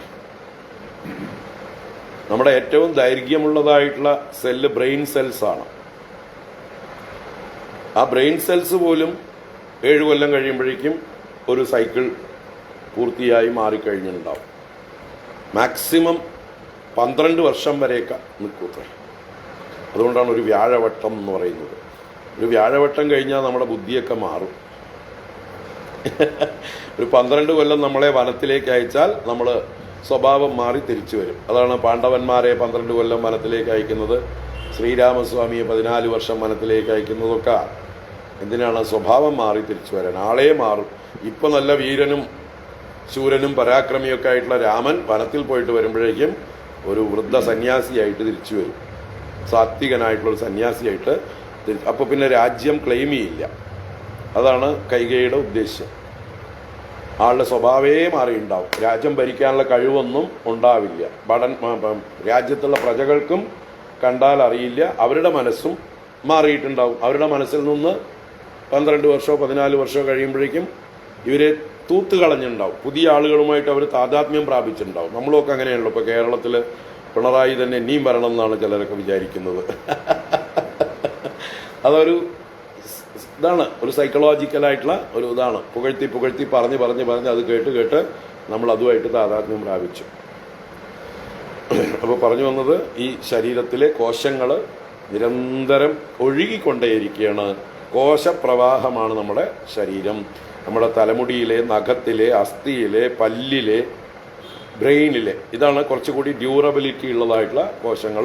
ബാക്കി ശരീരാവയവങ്ങളൊക്കെ പെട്ടെന്ന് മാറിപ്പോകുന്നതാണ്, നിരന്തരം മാറിക്കൊണ്ടിരിക്കുന്നതാണ്. അപ്പം എല്ലാം മാറും. അതുകൊണ്ടാണ് നമുക്ക് എല്ല് പൊട്ടിയാൽ കൂടുന്നത്, അല്ലേ? യൗവനത്തിലൊക്കെ പെട്ടെന്ന് കൂടും. വാർദ്ധക്യത്തിലാവുമ്പോൾ അതിൻ്റെ വളർച്ച സ്പീഡ് കുറഞ്ഞു. അതുകൊണ്ടാണ് കൂടാത്തത്. പല്ല് പിന്നെ ഉണ്ടാവില്ല. മറ്റവർക്ക് യൗവനത്തിലൊക്കെ പല്ല് പോയാൽ വീണ്ടും പല്ല് വരും, രണ്ടാമത്തെ പല്ല് വരും. അപ്പോൾ ഇത് പരിണമിച്ചു കൊണ്ടേയിരിക്കുന്നതാണ്. അപ്പോൾ അതുകൊണ്ട് തന്നെ എൻ്റെ ബാല്യത്തിലെ ശരീരവുമായിട്ട് എൻ്റെ വാർദ്ധക്യ ശരീരത്തിന് പുലബന്ധം പോലും ഇല്ല. പക്ഷെ ഞാൻ അഭിമാനിക്കുന്നു. ആ ഞാൻ തന്നെയാണ് ഈ ഞാനെന്ന് ദേഹാഭിമാനികളൊക്കെ വിചാരിക്കുന്നു. ഇപ്പം നമ്മൾ ഇതൊക്കെ പഠിച്ചു കഴിയുമ്പോൾ നമുക്കറിയുന്നുണ്ട് ആ ഞാനല്ല ഈ ഞാൻ. ആ ഞാനും ഈ ഞാനുമായിട്ട് ഒരു ബന്ധവുമില്ല. ഇത് വിചാരം കൊണ്ട് നമുക്ക് നല്ലോണം വേർതിരിച്ച് കിട്ടും. നമ്മളെ നമ്മൾക്ക് ഈ ശരീരത്തിൽ നിന്ന് ഒരു സാക്ഷിയാക്കി മാറ്റാം. ഒരു നദി ഒഴുകിക്കൊണ്ടിരിക്കുമ്പോൾ കരയ്ക്കിരിക്കുന്ന ഒരാൾക്ക് എങ്ങനെയാണോ നദിയിൽ ഒഴുകിപ്പോകുന്ന സാധനങ്ങളൊക്കെ എണ്ണം എടുത്ത് കാണാൻ പറ്റുന്നത്, ഇതാ ഒരു നാളികേരം ഒഴുകിപ്പോണു, ഇതാ ഒരു തേക്കിൻ്റെ മരം ഒഴുകിപ്പോണു, ഇതാ ഒരു തെങ്ങ് ഒഴുകിപ്പോണു, ഇതാ ഒരു കവുങ്ങ് ഒഴുകിപ്പോണു എന്ന് പറയണമെങ്കിൽ എന്ത് വേണം? ആളിപ്പുറത്ത് സ്റ്റേഷനിലായിട്ടിരിക്കണം അല്ലേ? മറ്റേ ഒഴുകുന്നതിനെ കാണണമെങ്കിൽ റെയിൽവേ സ്റ്റേഷനിൽ സ്റ്റേഷൻ മാസ്റ്റർ അയാൾ അവിടെ തന്നെ ഇരുന്നാലേ പോയ വണ്ടികളുടെയും വരാനിരിക്കുന്ന വണ്ടികളുടെയും വന്നിരിക്കുന്ന വണ്ടികളുടെയും ഒക്കെ കണക്ക് പറയാൻ പറ്റുള്ളൂ. അയാൾ ഏതെങ്കിലും വണ്ടിയിൽ കയറി പോയാലോ അയാൾ ഗാർഡായി അല്ലേ? ഒരേ യൂണിഫോമാണല്ലോ, രണ്ടുപേരുടെ കയ്യിലും കൊടിയുണ്ട്. സ്റ്റേഷൻ മാസ്റ്റർ ഗാർഡായിട്ട് പോകും. അപ്പോൾ ഗാർഡ് എന്ന് പറഞ്ഞാൽ ഒരു വണ്ടിയിൽ മാത്രം അഭിമാനിക്കുന്ന ആളാണ്. സ്റ്റേഷൻ മാസ്റ്റർ എന്ന് പറഞ്ഞാലോ ആ സ്റ്റേഷനിൽ മാറിയിരുന്നു കൊണ്ട് എല്ലാ വണ്ടികളെയും കാണുന്ന ആളാണ്. അപ്പോൾ ദേഹാഭിമാനികളൊക്കെ ഗാർഡുകളാണ്, നമ്മളൊക്കെയോ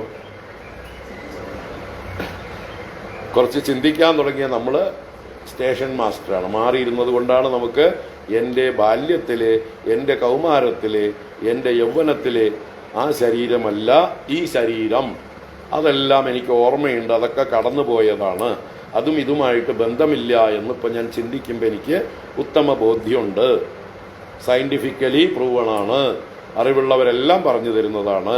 അതുകൊണ്ട് ആ ഞാനും ഈ ഞാനും ദേഹമാണെങ്കിൽ രണ്ടും വ്യത്യസ്തമാണ്. അതുകൊണ്ട് ഞാൻ ദേഹം അല്ല, ദേഹത്തിന് സാക്ഷിയാണ്, ദേഹത്തിൽ നിന്ന് വ്യതിരിക്തനാണ് എന്ന് എനിക്കെങ്ങനെ മനസ്സിലായോ? അപ്പോൾ അതുപോലെ ഈ അവസ്ഥകൾ മാറിയതുപോലെ തഥാ ദേഹാന്തര പ്രാപ്തി, ഇത്രയേ ഉള്ളൂ. ഈ ദേഹം മൊത്തമായിട്ട് കാണാതാവുന്നു, പുതിയൊരു ശരീരത്തെ ഞാൻ സ്വീകരിക്കുന്നു. ഇത് ഇൻസ്റ്റാൾമെന്റ് ആയിട്ട് പോയതുകൊണ്ട് നമ്മൾ അറിഞ്ഞില്ല. ഡെയിലി അല്ലേ EMI ആയിട്ട് പോയിക്കൊണ്ടിരുന്നതുകൊണ്ട് നമ്മൾ ഇതിൻ്റെ ആ ഒരു വ്യത്യാസം അറിഞ്ഞില്ല. ഒരു കണ്ടിന്യൂസ് ഒരു റീപ്ലേസ്മെന്റ് ഉണ്ടായിരുന്നു, അതുകൊണ്ട് നമ്മൾ അറിഞ്ഞില്ല. ഇത് മൊത്തത്തിൽ എടുത്തു മാറ്റുമ്പോഴാണ് നമ്മൾ പെട്ടെന്ന് പേടിച്ചു പോകുന്നത്. എല്ലാം കൂടി ഒന്നിച്ച് മാറ്റുമ്പോൾ പേടി, പതുക്കെ മാറ്റുകയാണെങ്കിൽ എനിക്ക് കുഴപ്പമില്ല, ഞാൻ അതുമായിട്ട് അങ്ങോട്ട് താതാത്മ്യം പ്രാപിക്കും. അപ്പം ഇതും ഒന്ന് വിചാരം ചെയ്ത് ഒന്ന് താതാത്മ്യം പ്രാപിക്കും. ഏത് ഇതുപോലെ നമ്മൾ എത്രയോ ബസ് കയറി വന്നു അല്ലേ? ഇതൊരു ബസ്സാണെന്ന് വിചാരിക്കുക, ശരീരത്തെ ഒരു ബസ്സാണ്. ഒരു സ്റ്റോപ്പിലെത്തിയാൽ നമ്മൾക്ക് എത്തേണ്ടിടത്തെത്തിയാൽ ഇറങ്ങണം, അടുത്ത ബസ് കയറണം, വേണ്ടേ? അതുപോലെ ഈ വണ്ടി എത്രയോ മാറിക്കഴിഞ്ഞു. നമ്മൾ ഇത് വിചാരം ചെയ്ത് ഉറപ്പിച്ചാൽ നമുക്ക് നല്ല ധൈര്യം ഉണ്ടാവും. നമ്മൾ വയസ്സായവരൊക്കെ നമ്മൾ പറയും, ഈ വണ്ടി കണ്ടം ചെയ്യാറായി, അടുത്ത വണ്ടിക്ക് വേണ്ടി ഞാൻ കാത്തിരിക്കുക, അടുത്തൊരു പുതിയ വണ്ടി കിട്ടൂലോ എനിക്ക്, അല്ലേ? നമ്മൾ കുട്ടികൾ സ്കൂൾ യൂണിഫോം പുതിയത് കിട്ടിയാൽ പഴയതൊക്കെ കണ്ടം ചെയ്യും, അതിൻ്റെ പൊടി പോലും കാണില്ല. നല്ലതാണെങ്കിൽ പോലും കുട്ടികൾ ഒളിച്ചു വയ്ക്കും കൊണ്ടുപോയിട്ട്. കാരണം അമ്മമാർ പറയും അതിട്ടാൽ മതി, പഴയതിട്ടാൽ മതി, പുതിയത് പിന്നെ എടുക്കാം. അപ്പം എന്ത് ചെയ്യും? പുതിയത് കിട്ടിയാൽ പഴയതിനെയൊക്കെ കൊണ്ടുപോയിട്ട് എവിടെയെങ്കിലും ഒളിച്ചു വയ്ക്കും. അപ്പം നമുക്ക് പുതിയത് കിട്ടുന്നത് സന്തോഷമല്ലേ? എല്ലാവർക്കും ഇഷ്ടമാണ് പുതിയത് കിട്ടുന്നത്. അങ്ങനെയാണെങ്കിൽ പുതിയ ശരീരം കിട്ടുന്നത് നല്ലതല്ലേ? ഈ പഴയതിനെ കളയാൻ എന്തിനാ പേടിക്കണത്? ഇപ്പോൾ കയ്യും കാലും ഒക്കെ വിളിച്ച വഴിക്ക് വരാതായിട്ടുണ്ട് അല്ലേ? ഓരോ ഭാഗത്തേക്ക് വലിക്കണത്, മുട്ടുവേദന, കാലുവേദന, ചുളി കുത്തുന്നു, പ്രഷർ, ഷുഗർ, കൊളസ്ട്രോള്, ഇതൊക്കെ മനസ്സിലായില്ലേ? അപ്പം ഇനി ഇതിനെ കണ്ടം ചെയ്തിട്ട് അടുത്ത നല്ല കണ്ടീഷനുള്ള ഒരു പുതിയ ബ്രാൻഡ് ന്യൂ വണ്ടി നമുക്ക് വാങ്ങിക്കാം. റെഡിയാണോ? റെഡി ആവലാണ് ശരിയായ മെച്യൂരിറ്റി. അതാണ് വൃദ്ധത്വം. അങ്ങനെ വൃദ്ധന്മാർ ധൈര്യമായിട്ടിരിക്കണം. നമ്മുടെ ഗുരുക്കന്മാരൊക്കെ അങ്ങനെയാ പറയുക, ഞാൻ റെഡിയായിരിക്കുകയാണ് അടുത്ത വണ്ടിക്ക്, ഈ വണ്ടി കളയാൻ തീരുമാനിച്ചിരിക്കുകയാണ്, അത് പോകുന്ന സമയത്ത് പോകട്ടെ, പുതിയ ബസ് വന്നാൽ ഞാൻ കയറി പോകണം. അങ്ങനെ നമ്മൾ മെൻ്റലി ഈ ഒരു ഫാക്റ്റിനെ ഉൾക്കൊണ്ട് റെഡിയായിരിക്കുക. നമ്മൾക്ക് ഈ ആകസ്മികമാകുമ്പോഴാണ് ഷോക്കാവുന്നത്. നമ്മളൊട്ടും പ്രതീക്ഷിക്കുന്നില്ല അല്ലേ? പല കാര്യങ്ങളും പ്രതീക്ഷിക്കാതെ വരുമ്പോഴാണ്. ഇപ്പോൾ ആക്സിഡൻറ്റ്സ് എന്നൊക്കെ പറയുന്നത് നമ്മൾ പ്രതീക്ഷിക്കാത്തത് കൊണ്ടാണ്. വാസ്തവത്തിൽ സ്ക്രിപ്റ്റിലെല്ലാം നേരത്തെ ഉണ്ട്, നമ്മൾ കണ്ടിട്ടില്ലാത്തത് കൊണ്ട് പെട്ടെന്ന് നമ്മൾ അകാല മൃത്യു സംഭവിക്കുമ്പോൾ അത് അകാലം എന്ന് നമ്മുടെ വാക്കാണ്. അത് കാലത്ത് തന്നെ ഉണ്ടായിട്ടുള്ളൂ. യഥാകാലം തന്നെയാണ് എല്ലാ മൃത്യുവും സംഭവിക്കുന്നത്. യമധർമ്മന് കണക്കൊന്നും തെറ്റിയിട്ടില്ല. മൂപ്പര് ഒരാൾക്ക് ഇത്രയും ഇവിടെ ആയുസുള്ളൂ എന്ന് എഴുതി വെച്ചിട്ടുണ്ട്. അയാളുടെ സമയമാകുമ്പോൾ മൂപ്പര് ഏതെങ്കിലും വേഷത്തിൽ വരും, കൊണ്ടുപോകും. അത് ആക്സിഡൻ്റ് ആവാം, ആത്മഹത്യയാവാം, അല്ലേ? പല രീതിയിലാവാം, പല രോഗങ്ങളുടെ രീതിയിലാവാം, ഹാർട്ട് അറ്റാക്ക് ആവാം, ഇരുന്ന ഇരിപ്പിൽ പോയി എന്ന് പറയും, അല്ലേ? അതെങ്ങനെ വേണമെങ്കിൽ അത് കണക്ക് അവിടെ കൃത്യമായിട്ടുണ്ട്. നമ്മുടെ കണക്കിലാണ് അകാലം എന്ന് പറയുന്നത്. അപ്പോൾ നമ്മൾ അറിയാതെ ഒരാൾ നമ്മുടെ പുറകിൽ നിന്ന് വന്ന് ഒരു അടിയടിച്ചാൽ, നമ്മുടെ കൂട്ടുകാരായിരിക്കും, ഡിയറസ്റ്റ് ആയിരിക്കും, പുറകിൽ വന്നൊരടി, നമ്മൾ എത്ര ദേഷ്യപ്പെടും, അല്ലേ? തിരിഞ്ഞൊരടി കഴിഞ്ഞിട്ടാണ് ആരാന്ന് നോക്കുമ്പോഴാണ് വളരെ വേണ്ടപ്പെട്ട കൂട്ടുകാരൻ സ്നേഹം കൊണ്ട് അടിച്ചതാണ് എന്ന് മനസ്സിലാവുന്നത്. പക്ഷെ അപ്പോഴേക്കും അടി കഴിഞ്ഞിട്ടുണ്ടാവും. ഇതിനേക്കാൾ നമുക്ക് കിട്ടിയതിനേക്കാൾ ബലത്തിൽ അങ്ങോട്ട് കൊടുത്തിട്ടുണ്ടാവും. എന്തുകൊണ്ടാണത്? അൺഎക്സ്പെക്റ്റഡ് ആയതുകൊണ്ടാണ്. അതിനെ നമ്മൾ ഉൾക്കൊള്ളാൻ നമുക്ക് കുറച്ച് പ്രയാസം. നേരെ മറിച്ച് നമ്മൾ എക്സ്പെക്റ്റഡ് ആയിരുന്നെങ്കിലോ, നമ്മുടെ നേരെ വന്ന് കൂട്ടുകാരൻ നമ്മളെ അടിക്കുകയാണെങ്കിലോ കെട്ടിപ്പിടിക്കും. നമ്മൾ സന്തോഷത്തോടെ അങ്ങോട്ടും അടിക്കും, കെട്ടിപ്പിടിക്കും. അപ്പോൾ നേരെ വരുമ്പോൾ നമ്മുടെ കണ്ണിന് മുമ്പിൽ കാണുമ്പോൾ എക്സ്പെക്റ്റഡ് ആണ്, നമുക്ക് ഭയമില്ല. അപ്പോൾ ഈ ഒരു സത്യത്തെ നമ്മൾ അറിഞ്ഞ്, നമ്മുടെ മരണം എന്നുള്ളത് ഒരു സത്യമാണ് എന്ന് അറിഞ്ഞു കഴിഞ്ഞാലോ എപ്പോഴായാലും ഈ ശരീരം ഉപേക്ഷിക്കേണ്ടതാണ്. ഇത് നശ്വരമാണ്, ഇത് ദേഹമാണ്, ശരീരമാണ്, ഇത് വാസ്തവത്തിൽ ഞാനല്ല, ഇത് തൽക്കാലം എൻ്റെ കയ്യിൽ ഇരിക്കുന്നു. എൻ്റെ കയ്യിലിരിക്കുമ്പോൾ തന്നെ ഇത് പരിണമിച്ചുകൊണ്ടേയിരിക്കണം. എൻ്റെ പിടിയിൽ നിൽക്കുന്നതല്ല. ഞാൻ പറഞ്ഞാൽ കേൾക്കുന്നേ ഇല്ല ഈ ശരീരം. ഉണ്ടോ? ആരെങ്കിലും പറഞ്ഞത് കേൾക്കണ്ടോ ഈ ശരീരം? എത്ര അഭ്യാസികളാണെങ്കിൽ പോലും അവരുടെ കയ്യിൽ നിന്ന് വിട്ടുപോകും. ഞാൻ യോഗാഭ്യാസിയാണ്, അല്ലെങ്കിൽ ഞാൻ ഡെയിലി ജിമ്മിൽ പോകുന്ന ആളാണ് എന്ന് പറഞ്ഞിട്ട് അയാളുടെ ശരീരം പെർമനൻ്റ് ആയിട്ട് നിൽക്കുമോ? അയാൾക്ക് മരണം സംഭവിക്കാതിരിക്കുമോ? പറ്റുമോ? അവർക്ക് എന്താ പറയുക, ഏതെങ്കിലും തരത്തിലുള്ള രോഗങ്ങൾ വരാതിരിക്കുന്നുണ്ടോ? അറ്റാക്ക് വരാതിരിക്കുന്നുണ്ടോ? ദിവസവും ജിമ്മിൽ പോകുന്നവർക്കാണ് ചിലപ്പോൾ അറ്റാക്ക് കൂടുതൽ വരുന്നത്. പേടിപ്പിക്കാനല്ല, അങ്ങനെയുള്ള അല്ലേ ചെറുപ്പക്കാർ ധാരാളം പോകുന്നുണ്ട്. കാരണം അവരുടെ ഓവർ എക്സർഷൻ, ഓവർ എക്സ്പെക്റ്റേഷൻ കൊണ്ട് അവർ എന്തൊക്കെയോ കാട്ടിക്കൂട്ടി ശരീരത്തെ ഓവറായിട്ട് എക്സേർട്ട് ചെയ്താൽ അതും ഹാനികരമാണ്. യോഗ എന്നുള്ളത് അങ്ങനെയുള്ളതല്ല. കുറെ കൂടി മൈൽഡായിട്ടുള്ള ശരീരത്തിൻ്റെ ആ ഫ്ലെക്സിബിലിറ്റിയും ബാലൻസും നിലനിർത്താൻ വേണ്ടിയിട്ടുള്ളതാണ് യോഗത്തിലെ ആസനങ്ങളൊക്കെ. അതിൽ പ്രാണായാമം വലിയൊരു അനുഗ്രഹമാണ്. പ്രാണായാമം കൊണ്ടാണ് യോഗയ്ക്ക് ഇത്രയും ഒരു ശക്തി. ബാക്കി ഫിസിക്കൽ ആസനങ്ങളെക്കാൾ പ്രാണായാമമാണ് നമ്മുടെ സെൽസിനെ പ്യൂരിഫൈ ചെയ്ത് റിഫ്രഷ് ചെയ്യുന്നത്. അപ്പോൾ ആ ഒരു ശക്തി കൂടിയുണ്ട് അതിൽ. അതുപോലെയല്ല മറ്റുള്ള അഭ്യാസങ്ങളൊക്കെ.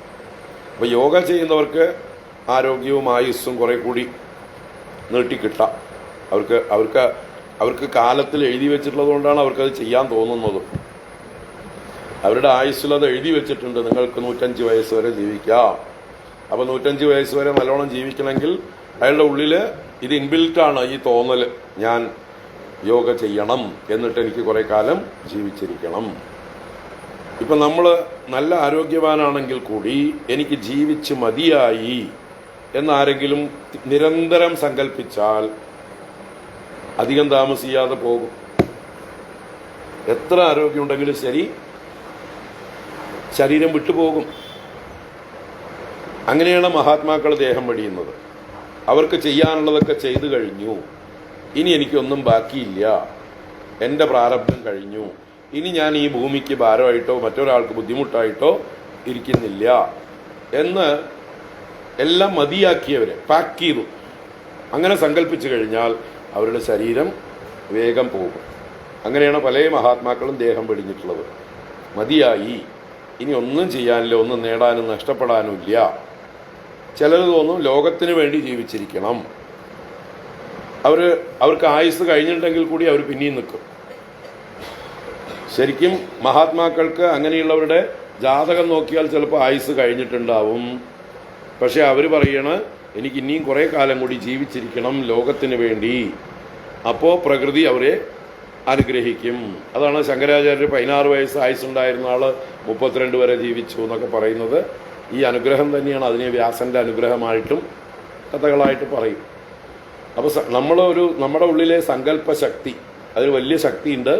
ഞാൻ വിചാരിക്കുകയാണ് എനിക്കിനി കുറേ കാലം ഇരുന്നുകൊണ്ട് ലോകത്തെ അനുഗ്രഹിക്കണം, നല്ല കർമ്മങ്ങൾ ചെയ്യണം എന്ന് വിചാരിച്ചാൽ തീർച്ചയായിട്ടും ആ അനുഗ്രഹം ഉണ്ടാവും, ദീർഘായുസ്സായിരിക്കും. എനിക്ക് ധാരാളം ധനമുണ്ടാകണം, അതുകൊണ്ട് ഞാൻ നല്ല സൽക്കർമ്മങ്ങൾ ചെയ്യണം, ഒരുപാട് പേർക്ക് എനിക്ക് ഉപകാരങ്ങൾ ചെയ്യണം എന്ന് നമ്മൾ സങ്കല്പിച്ചുകൊണ്ടിരുന്നാൽ ആ സങ്കല്പത്തിനനുസരിച്ച് ധനം വരും. നല്ല സങ്കല്പങ്ങളാണെങ്കിൽ. അല്ല എനിക്ക് പുട്ടടിക്കാനാണെന്ന് വിചാരിച്ചാൽ ചിലപ്പോൾ വരില്ല. മറ്റുള്ളവർക്ക് വേണ്ടി എനിക്ക് ചെയ്യണം. ഈ തലയിലെഴുത്തിനെ അങ്ങോട്ടും ഇങ്ങോട്ടും ഒക്കെ ഒത്തിരി മാറ്റാൻ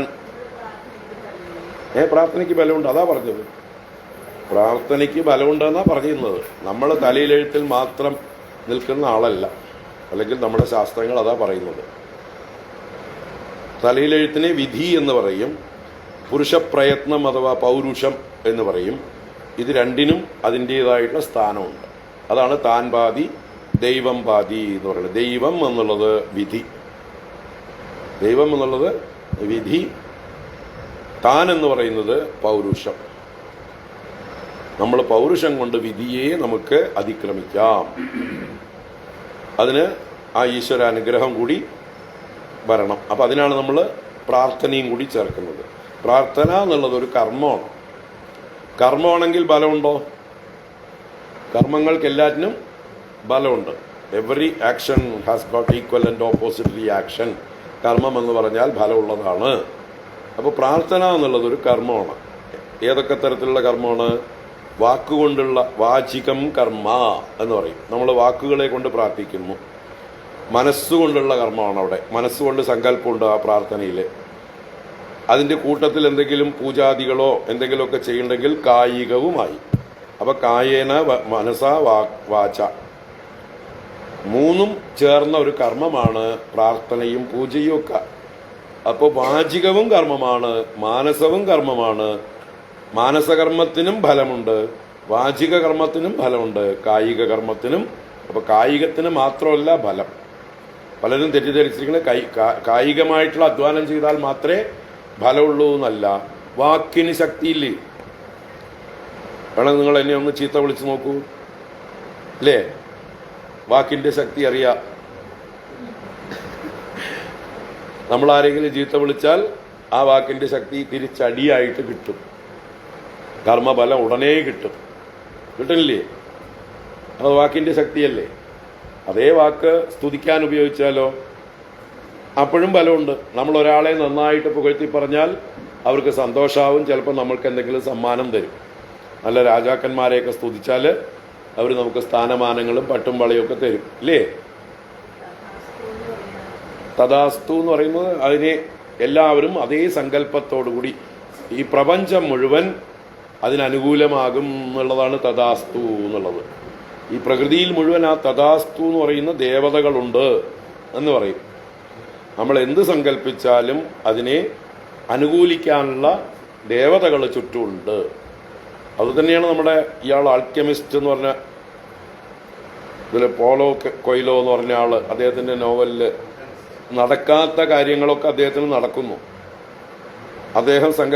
അദ്ദേഹം പറയുന്നുണ്ട്, നിങ്ങൾ എന്തെങ്കിലും ഒരു കാര്യം സങ്കല്പിച്ചാൽ അത് തീവ്രമായിട്ടുള്ള സങ്കല്പമാണെങ്കിൽ ഈ വിശ്വം മുഴുവൻ നിങ്ങളുടെ കൂടെ ഉണ്ടാവും, അത് നടന്നിരിക്കും. അതൊരു വിശ്വത്തിൻ്റെ കാരണം നമ്മൾ ഒറ്റയ്ക്കല്ല വാസ്തവത്തിൽ. നമ്മുടെ ഇൻഡിവിജ്വാലിറ്റി എന്നുള്ളത് നമ്മുടെ അജ്ഞാനം കൊണ്ട് തോന്നുന്നതാണ്. തഥാസ്തു എന്ന് പറയും. നമ്മളെല്ലാവരും ഒന്ന് തന്നെയാണ്. അപ്പം അതുകൊണ്ട് പ്രാർത്ഥനയ്ക്ക് ബലമുണ്ട്. പ്രാർത്ഥിക്കുക, പ്രാർത്ഥിക്കുക, പ്രാർത്ഥിക്കുക. ഇതാണ് നമ്മുടെ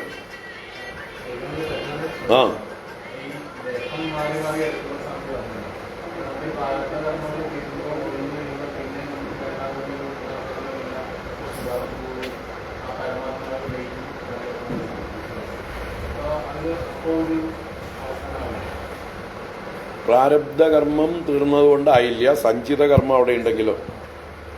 സഞ്ചിത കർമ്മവും തീരണമെങ്കിൽ അതിനെന്ത് വേണം വെച്ചാൽ ജ്ഞാനം, ആത്മജ്ഞാനം. ആത്മജ്ഞാനം എന്ന് പറഞ്ഞാൽ എല്ലാം ഒന്നാണ്, ഞാൻ ഈ പ്രപഞ്ചത്തിൽ നിന്ന് ഭിന്നനല്ല, എല്ലാ ശരീരങ്ങളും എൻ്റെ ശരീരമാണ് എന്ന് പറഞ്ഞ് എൻ്റെ ഇൻഡിവിജ്വാലിറ്റി ഇല്ലാതെയാവുക. അപ്പോഴാണ് ഭഗവാനിൽ ലയിച്ചു എന്ന് പറയുന്നത്. വിഷ്ണുപാദത്തിൽ ആ അറിവ് കൊണ്ട് മാത്രമേ വിഷ്ണുപാദത്തിൽ ലയിക്കാൻ പറ്റുള്ളൂ. അല്ലാതെ മക്കള് അച്ഛന് വേണ്ടി കുറെ ശ്രാദ്ധ കർമ്മങ്ങളോ ബലികർമ്മങ്ങളോ ചെയ്തതുകൊണ്ട് അച്ഛൻ ചെന്ന് വിഷ്ണുപാദത്തിൽ ലയിക്കാനൊന്നും കൊള്ളില്ല. സദ്ഗതി കിട്ടാനായിട്ട് നമുക്ക് ഇവിടുന്ന് പ്രാർത്ഥിക്കാം. സദ്ഗതി എന്ന് പറഞ്ഞാൽ നരകങ്ങളിൽ പോകാതെ നല്ല ശരീരങ്ങൾ കിട്ടാനായിട്ട് പ്രാർത്ഥിക്കാം. അയാൾക്ക് ജ്ഞാനം നേടിയിട്ടില്ലെങ്കിൽ തീർച്ചയായിട്ടും അയാൾ ജനിക്കും. ആ ജനിക്കുന്നത് ഇതേപോലൊരു നല്ല മനുഷ്യ ശരീരത്തിൽ, അറിവുള്ള ശരീരത്തിൽ, നല്ല അച്ഛനമ്മമാർക്ക് സംസ്കാരമുള്ള മകനായി ജനിച്ച് ഇതുപോലെ ഭഗവത്ഗീതയൊക്കെ കേൾക്കാനുള്ള ഭാഗ്യമൊക്കെ ഉണ്ടാവുന്ന, സാഹചര്യമൊക്കെ ഉണ്ടാവുന്ന, അല്ലേ, കാലടിയിൽ വന്ന് ജനിക്കാനും ശങ്കരാചാര്യയെക്കുറിച്ച് അറിയാനും ഒക്കെ കഴിയുന്നതൊക്കെ ആ പുണ്യങ്ങൾ കൊണ്ടാണ്. അങ്ങനെ വരുമ്പോൾ ഈ ഒരു ഉള്ളിൽ ജിജ്ഞാസ വളരുകയും ഗുരുക്കന്മാരെ സമീപിക്കുകയും സത്യം അന്വേഷിക്കുകയും ആ സത്യത്തെ അറിയുകയും ചെയ്ത് അതിൽ ഉറപ്പ് കിട്ടിക്കഴിഞ്ഞാൽ തൻ്റെ ആ ഭ്രമം, അജ്ഞാനം തീർത്തുമില്ലാതായി കഴിഞ്ഞാൽ അപ്പം മാത്രമേ മോക്ഷമുള്ളൂ.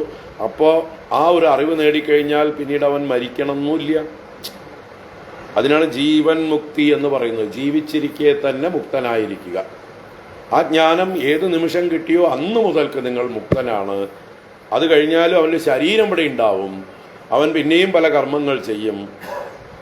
മറ്റുള്ളവർക്ക് അവൻ സംസാരിയാണെന്ന് തോന്നും.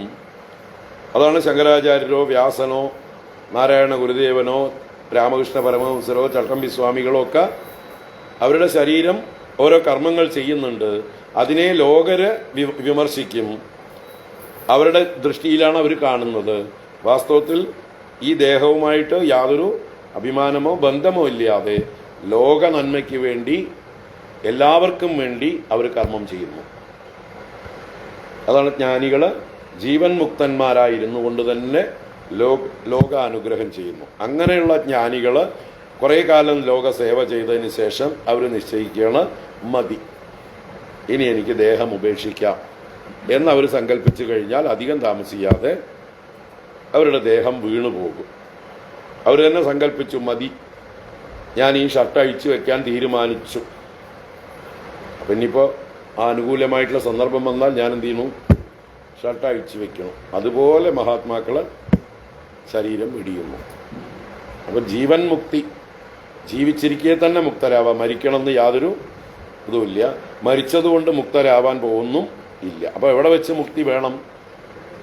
മുക്തി എന്നുള്ളത് മനുഷ്യ ശരീരത്തിൽ ഇരുന്നു കൊണ്ടേ നേടാൻ പറ്റുള്ളൂ. അതാണ് മനുഷ്യ ശരീരത്തിൻ്റെ മഹത്വം, പ്രാധാന്യം. അത് നമ്മൾ തിരിച്ചറിയുക. ഏറ്റവും ദുർലഭമായിട്ടുള്ളതാണ് നമുക്ക് കിട്ടിയിരിക്കുന്നത്. അതിനെ മാക്സിമം യൂട്ടിലൈസ് ചെയ്യണം. എന്താണ് മാക്സിമം യൂട്ടിലൈസ്? അതിനെ പരമപ്രയോജനത്തിന് എടുക്കണം. അല്ലാതെ കള്ളു കുടിച്ചും ഭക്ഷണം കഴിച്ചും അടിച്ചു പൊളിച്ചും ഉപയോഗിക്കുക എന്നല്ല അതിൻ്റെ അർത്ഥം. അത് മറ്റേ എന്താ പറയുക, ഭാവിയെക്കുറിച്ച് ഒരു നിശ്ചയമില്ലാത്ത ചാർവാകന്മാർ പറയും, ഭസ്മീഭൂതസ്യ ദേഹസ്യ പുനരാഗമനം കുതഃ. ഭസ്മമായി ഭവിച്ച ശരീരത്തിന് പിന്നെ എവിടുന്ന ആഗമനം? അതുകൊണ്ട് എന്ത് ചെയ്യണം? ഋണം ഗത്വ ഘൃതം പിബേത്. കടം മേടിച്ചിട്ടാണെങ്കിലും നെയ്യ് കുടിക്കുക. പറഞ്ഞാൽ അന്നത്തെ ഒരു ലക്ഷറി. ലക്ഷറി ആയിട്ടുള്ള കാര്യങ്ങളൊക്കെ ചെയ്യൂ. നെയ്യ് കുടിക്കൂ എന്ന് പറഞ്ഞാൽ നല്ല വിലപിടിച്ച വസ്തുക്കളൊക്കെ കഴിക്കൂ, കടം മേടിച്ചിട്ടാണെങ്കിലും. ശരീരത്തെ പോഷിപ്പിക്കൂ. ഋണംഗത്വ ഘൃതം പിബേത്. അപ്പം ഭസ്മമായി ഭവിച്ചാൽ ശരീരത്തിന് പിന്നെ തിരിച്ചു വരവില്ല. അതുകൊണ്ട് ഈ കിട്ടിയ അവസരത്തെ മാക്സിമം എൻജോയ് ചെയ്യൂ, അല്ലേ? Eat, drink and B Maria എന്നുള്ള വാക്കുകളാണ് ചാർവാകന്റെ വാക്കുകൾ. ചാരുവായ വാക്ക് പറയുന്നവൻ, നമ്മളെ ഭ്രമിപ്പിക്കുന്ന മനോഹരമായ വാക്കുകൾ പറയുന്നവരെയാണ് ചാർവാകന്മാരെന്ന് പറയുന്നത്. അവര് വ്യക്തിയുടെ പേരല്ല. ഈശ്വര നിഷേധികളും ഭൗതികവാദികളുമായിട്ടുള്ള ആളുകളെ പറയുന്നതാണ് ചാർവാകന്മാർ. ചാർവാകൻ എന്നുള്ളത് ചാരുവായ വാക്ക് പറയുന്നവർ. ചാരു എന്ന് പറഞ്ഞാൽ മനോഹരം.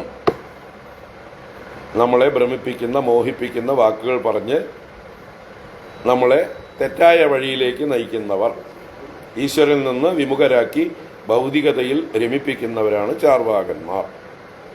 ശുക്രാചാര്യരാണ് അവരുടെയൊക്കെ ആചാര്യൻ.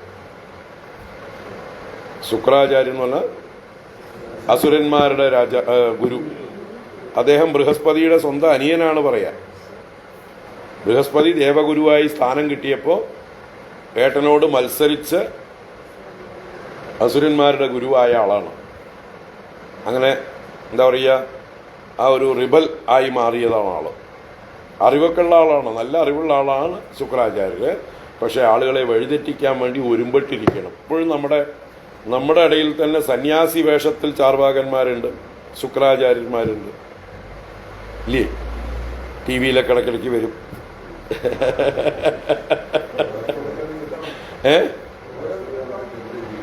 അതെ.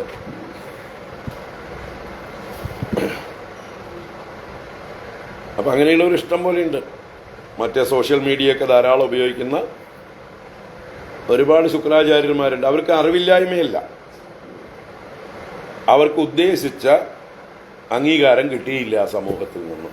അവരെ എല്ലാവരും തലയിലേറ്റി പൂജിച്ചുകൊണ്ട് നടന്നില്ല. വേറെ ചിലര് അവരുടെ അത്ര കഴിവില്ലാത്തവര് പൂജിക്കപ്പെടുന്നു. അത് കാണുമ്പോൾ ഉണ്ടാവുന്ന ചൊറിച്ചിലാണ് അവരുടെ. അങ്ങനെയാണ് അവര് വഴിതെറ്റി പോകുന്നത്. ആ ഒരു ചൊറിച്ചിലൂടെ വേണ്ടാത്തൊക്കെ പറഞ്ഞ് അവരെന്തായി, ആ രീതിയിൽ ലേബൽ കുത്തപ്പെട്ടു. അവരങ്ങനെയായി മാറി. ഇപ്പൊ ഹിന്ദുയിസത്തിന് തെറി വിളിക്കുന്നവരായി മാറി അതേ ആൾക്കാർ. സനാതനധർമ്മത്തെ, ഹിന്ദുയിസത്തെ തള്ളിപ്പറയുകയും മറ്റു മതങ്ങളെ പുകഴ്ത്തുകയും ചെയ്യുന്നവരായിട്ട് മാറിയിട്ടുണ്ട്. ഒരു ട്രെൻഡ്. കാരണം ഇവരെ നല്ലോണം ബഹുമാനിക്കേണ്ട, അഥവാ പേയ്മെന്റ് ഒക്കെ കൊടുത്ത് അവരെ സുഖിപ്പിച്ചിരുത്തുന്നത്. അവരുടെ ഇന്ന് അത് കിട്ടുന്നത് കൊണ്ടാണ് അത് പറയുക. അപ്പൊ ശുക്രാചാര്യന്മാര് ദൃഷ്ടാന്തം വേണമെങ്കിൽ ഇപ്പോഴും കാണിച്ചു തരാന്ന് പറയുകയാണ്. എങ്ങനെ ശുക്രാചാര്യത്രി അറിവുള്ള ആളിങ്ങനെ വഴിതെറ്റിപ്പോയി എന്നാണെങ്കിൽ ഏട്ടന്റെ അത്ര അംഗീകാരം കിട്ടിയില്ല. പൗരോഹിത്യത്തിൽ ദേവന്മാര് ബൃഹസ്പതിയെ തങ്ങളുടെ പുരോഹിതനായിട്ട് സ്വീകരിച്ചപ്പോൾ അനുജനായിട്ടുള്ള ശുക്രാചാര്യർക്ക് ദേഷ്യം വന്നു. അങ്ങനെയാണ് ഏട്ടനോട് പിണങ്ങിയിട്ടാണ് സാമൂഹ്യ വിരുദ്ധനായി അസുരന്മാരുടെ ഗുരുവായിട്ട് മാറിയത്. അപ്പോൾ അദ്ദേഹത്തിന്റെ സിലബസിൽ മോക്ഷമില്ല, ബ്രഹ്മവിദ്യ ഇല്ല, ധർമ്മ അർത്ഥ കാമങ്ങൾ. പുരുഷാർത്ഥങ്ങൾ 4ആണ്. ധർമാർത്ഥ കാമ മോക്ഷങ്ങൾ. അതിൽ ഭൗതികമായിട്ടുള്ളതാണ് 3. ധർമാർത്ഥ കാമങ്ങൾ. മോക്ഷം ഭൗതികത്തിൽ നിന്നുള്ള അപ്പുറത്തേക്കുള്ളതാണ്, ആധ്യാത്മികമായിട്ടുള്ളതാണ്. അതിനെക്കുറിച്ച് ഒരു പരാമർശവും ചെയ്യാതെ ധർമാർത്ഥ കാമങ്ങളെക്കുറിച്ച് മാത്രം പഠിപ്പിക്കുകയും അതിലെവിടെയൊക്കെ എന്തൊക്കെ കോംപ്രമൈസ് ചെയ്യാം ഇതൊക്കെ പഠിപ്പിച്ചിട്ടുണ്ട്. എന്താ കാരണം? ആത്യന്തികമായിട്ടുള്ള മോക്ഷമല്ല അവരുടെ ലക്ഷ്യം. അതുകൊണ്ട് നുണ പറഞ്ഞാലും കുഴപ്പമില്ല, അല്പം അധർമ്മം ചെയ്താലും കുഴപ്പമില്ല, അവനവൻ്റെ ജീവിച്ചിരിക്കലാണ് മുഖ്യം എന്നൊക്കെയുള്ള ന്യായങ്ങൾ എവിടുന്ന് കിട്ടിയതാണ്? ശുക്രാചാര്യരിൽ നിന്ന് കിട്ടിയതാണ്. അതൊക്കെ നമ്മുടെ പുരാണങ്ങളിലുണ്ട്. അതൊക്കെ ശുക്രനീതികളാണ്. ശുക്രനീതികളെ പൊക്കിപ്പിടിച്ച് പ്രമാണങ്ങളായിട്ട് പലരും കൊണ്ടുവരും. അതൊന്നും ആത്യന്തികമായിട്ടുള്ളതല്ല. ആത്യന്തികമായിട്ടുള്ളത് സനാതനധർമ്മം. നിങ്ങളുടെ ജീവൻ പോയാലും സത്യം ചെയ്യുക, ധർമ്മം പ്രവർത്തിക്കുക എന്നുള്ളതാണ്. അതാണ് ഹരിശ്ചന്ദ്രനെയും ശ്രീരാമസ്വാമിയും ഒക്കെ കാണിച്ചു തരുന്ന ഉദാഹരണം.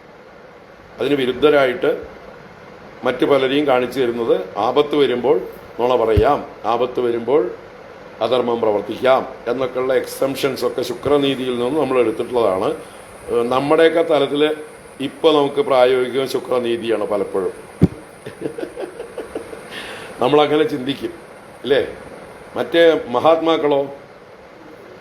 മഹാത്മാക്കൾ ശുക്രനീതിയെ എടുത്ത് അവരുടെ തെറ്റുകളെ ന്യായീകരിക്കാൻ, അവർ ചെയ്യുന്ന അധർമ്മങ്ങളെ ന്യായീകരിക്കാൻ ശുക്രനീതിയെ ഉപയോഗിക്കില്ല. നമ്മൾ ഉപയോഗിക്കുന്നതിന് വേണ്ടി, പിടിച്ചു നിൽക്കാൻ വേണ്ടി. നമുക്കിപ്പോൾ തൽക്കാലം ധർമ്മമാണ് മുഖ്യം, പിടിച്ചു നിൽക്കലാണ് മുഖ്യം. എങ്ങനെയെങ്കിലും ഈ മനുഷ്യ ശരീരത്തെ നിലനിർത്തണം, അതിനുവേണ്ടി എന്തും ചെയ്യാമെന്നാവും. മറ്റവർക്ക് നിലനിർത്തണമെന്ന് യാതൊരു ആവശ്യവും ഇല്ല. വന്ന കാര്യം കഴിഞ്ഞു, ഇനി ആരോ എന്തോ ചെയ്യണം. അതാണ് ദദീജി മഹർഷിയൊക്കെ തൻ്റെ ശരീരത്തെ തന്നെ ഇന്ദ്രന് വിട്ടുകൊടുത്ത് വജ്രായുധം ഉണ്ടാക്കാനായിട്ട് കൊടുത്തു. അപ്പോൾ അത് അദ്ദേഹത്തിനൊരു പ്രശ്നമില്ല, ഈ ശരീരം കൊണ്ട് ഇനി ഒരു ആവശ്യമില്ല. അതുപോലെയാണ് മഹാത്മാക്കൾ പലരും. അവരുടെ ശരീരം വെടിയാൻ അവർക്ക് പ്രശ്നമില്ല. നുണ പറഞ്ഞ് ശരീരം നിലനിർത്തേണ്ട ഒരു ഗതികേടും അവർക്കില്ല.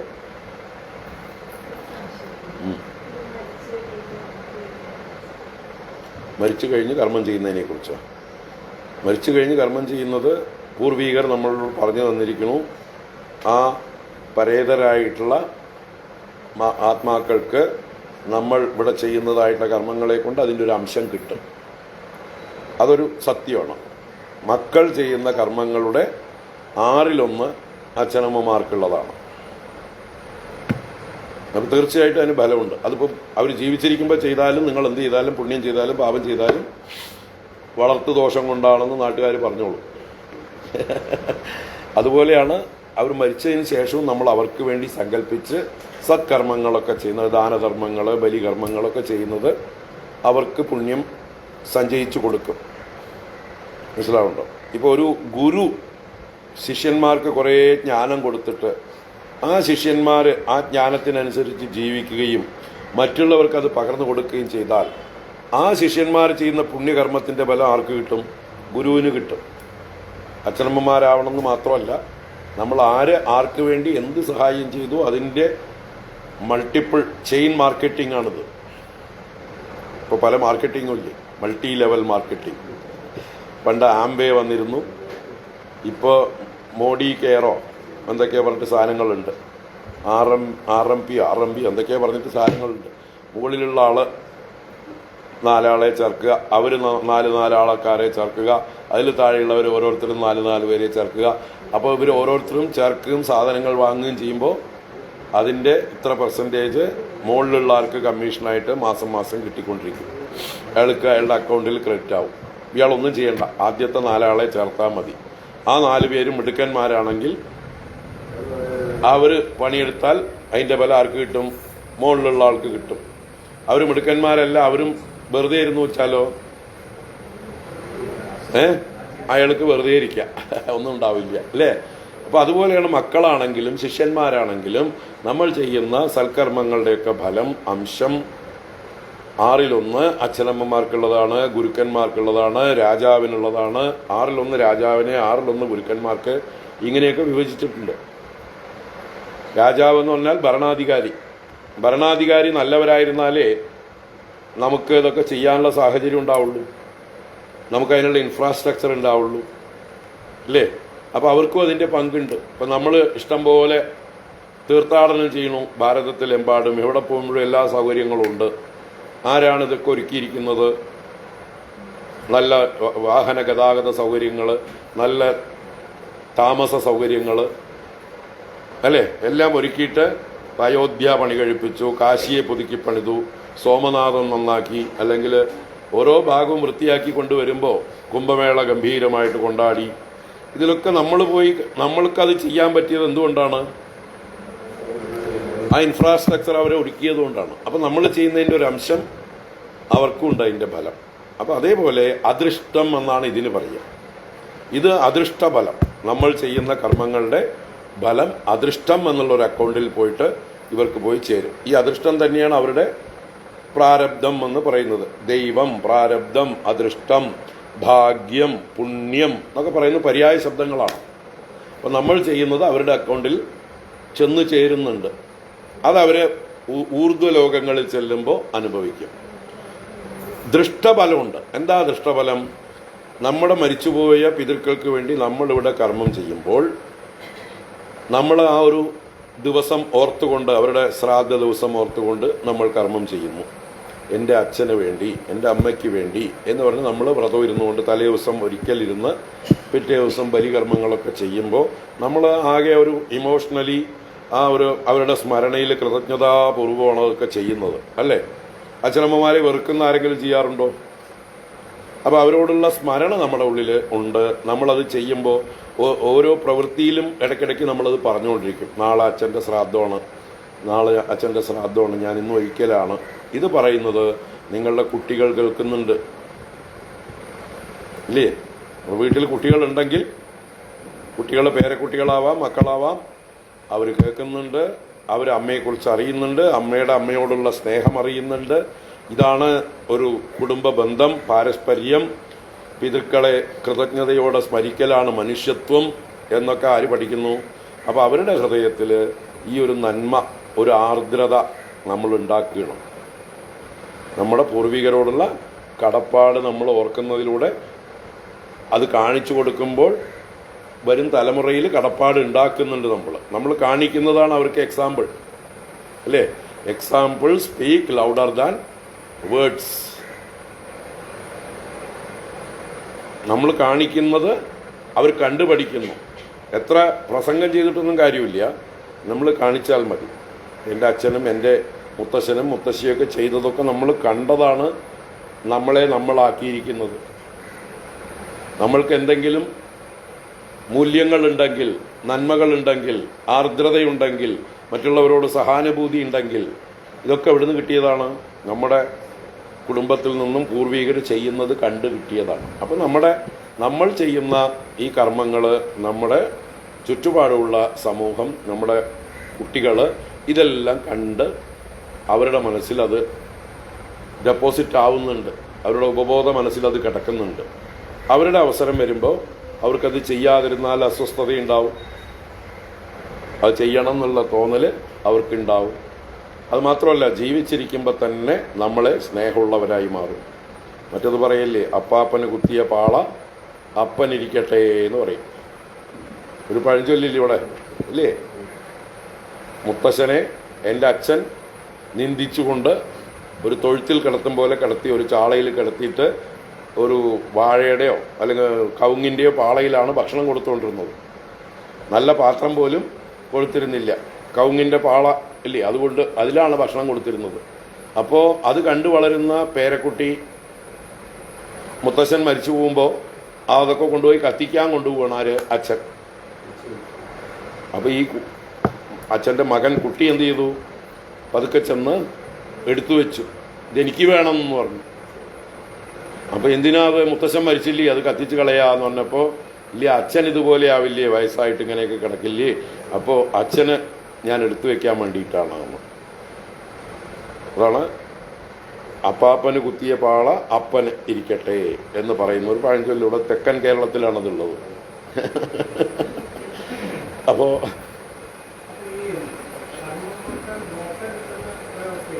മോക്ഷമല്ലാതെ സദ്ഗതി, നല്ല ജന്മം, നല്ല അവസ്ഥ, ഇനി സ്വർഗത്തിലോ വേറെ ഏത് ലോകത്തിൽ പോയാലും അവർക്ക് മുട്ടില്ലാതെ ഭക്ഷണം കിട്ടാനോ ആരോഗ്യത്തോടെ അവിടെ ഇരിക്കാനോ അവിടെ വലിയ ദുഃഖമില്ലാതിരിക്കാനോ ഒക്കെ അത് സപ്പോർട്ടാവും. സ്വർഗം മോക്ഷമല്ല. ഭാരതീയ സങ്കല്പത്തിൽ, സനാതനധർമ്മത്തിൽ സ്വർഗം എന്നുള്ളത് പുണ്യകർമ്മങ്ങൾ ചെയ്യുന്നവർക്ക് ടെമ്പററി ആയിട്ട് പോയി സുഖിക്കാനുള്ളൊരു സ്ഥലം മാത്രമാണ്. അത് ഗീതയൊക്കെ പഠിച്ചു കഴിയുമ്പോൾ കൃത്യമായിട്ട് മനസ്സിലാവും. ഗീത 8-ാം അധ്യായത്തിലും 9-ാം അധ്യായത്തിലും സ്വർഗത്തെ നന്നായി പരിഹസിക്കുന്നുണ്ട് ഭഗവാൻ. 2-ാം അധ്യായത്തിലും ഉണ്ട്. 2-ാം അധ്യായത്തിലും പറയും, ഈ പുരോഹിതന്മാർ പ്രേരിപ്പിച്ചിട്ടാണ് ഓരോരുത്തരും ഓരോ കർമ്മങ്ങളൊക്കെ ചെയ്യുന്നത്. അതിനെയൊക്കെ പരിഹസിച്ചുകൊണ്ട് ഭഗവാൻ പറയും, യാമിമാം പുഷ്പിതാം വാചം പ്രവദന്ത്യവിപശ്ചിതഃ വേദവാദരഥാഃ പാർത്ഥ നാന്യദസ്തീതിവാദിനഃ കാമാത്മാനഃ സ്വർഗപരാഃ ജന്മകർമ്മബലപ്രദാം ക്രിയാവിശേഷ ബഹുളാം ഭോഗൈശ്വര്യഗതിം പ്രതി ഭോഗൈശ്വര്യപ്രസക്താനാം തയാ അപഹൃതചേതസാം വ്യവസായാത്മിക ബുദ്ധി സമാധൗ ന വിധീയതേ എന്ന് പറയുന്ന ഭാഗങ്ങൾ വരും.